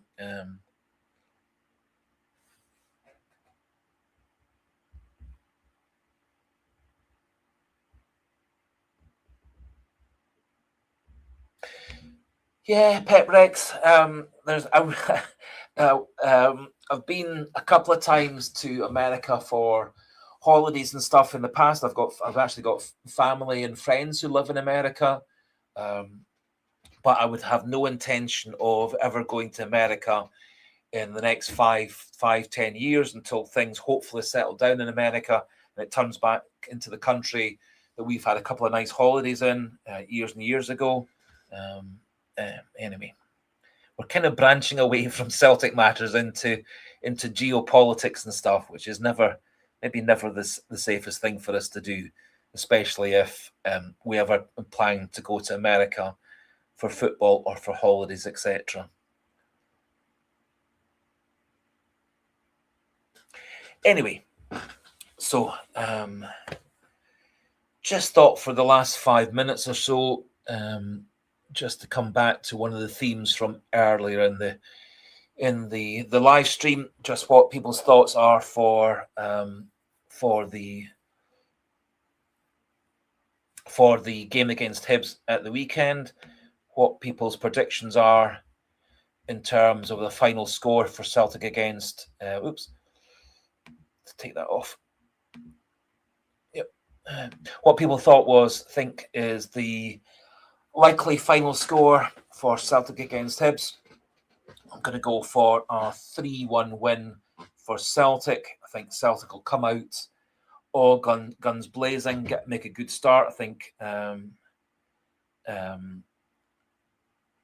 make a good start to the game, much like we did against Falkirk, build further and further into the game.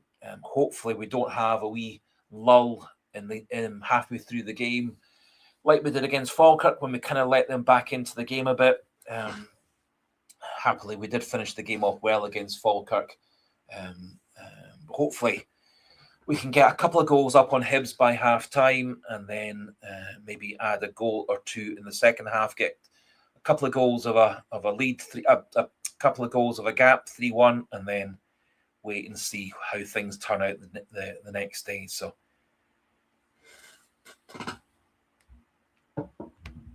great, thank you much for that, Clashman Numpty. 3-1 to Celtic, first goal for Yang. I hope so too. Pat McLaughlin. I hope we do get off to a good start. I think if we can put Hibs on the back foot, knock them out their rhythm, knock them out their rhythm. Hibs are potentially a dangerous side. They've got quite a lot of pace and strength on their side. They've got some good creative players. Boyle, their Australian main striker, always a danger with that extra bit of pace. They've got a couple of young players. They've got good, strong defenders. Let's say maybe they're definitely going to be a wee bit weaker this Sunday than they were last Sunday against Hearts, in that they've had their number one goalkeeper and one of their number one midfielders out for the next match due to the red cards. So I do think that slightly does make Hibs a bit weaker this week than they were last week. However, they have still got fourth place to battle for, so don't think there's any thoughts they'll be lying down to let Celtic beat them to prevent Hearts from winning the title.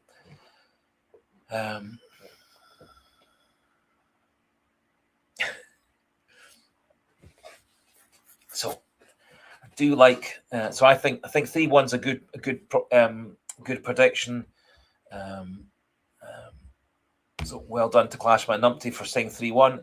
I do like the thought of Haiyun Yang scoring the goal. Again, he's not the most popular player with most Celtic fans. I think he has, let's say, he's currently Celtic's third top scorer, which I think does also kind of sum up this season, that Yang is our third top scorer behind Negrin, who's top, and Maeda, who's gone from 9 goals to 11 goals over the last game. So I do think it's an indication that Celtic's season this season hasn't gone terribly well, in that we've got one person to 20 goals, when last season we had 3 players on 20 goals or more, and the next highest this season has just gone past double figures, with Yang just underneath 9 goals for this season, and then actually Kieran Tierney being one of our top goal scorers, even though he's been playing primarily at left back.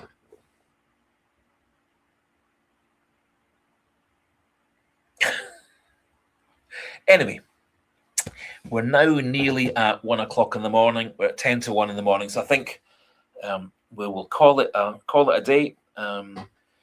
We'll be doing another live stream next Thursday. Hopefully next Thursday we will be celebrating Celtic having won again against Hibs and having narrowed the gap quite significantly on Hearts and extended our gap over Rangers. And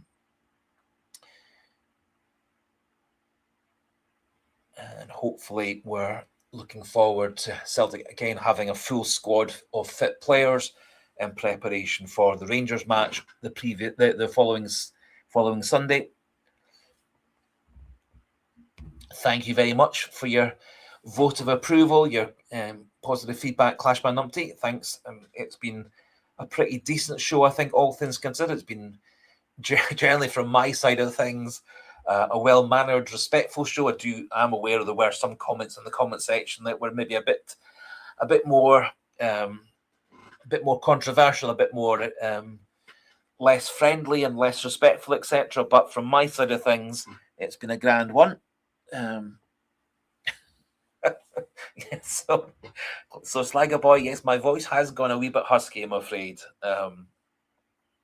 So I think it's time to call it a day. So thank you very much to everybody who has contributed the whole way through. Thank you very much to the Slagger Boy, Clashman Numpty, Feed the Bear,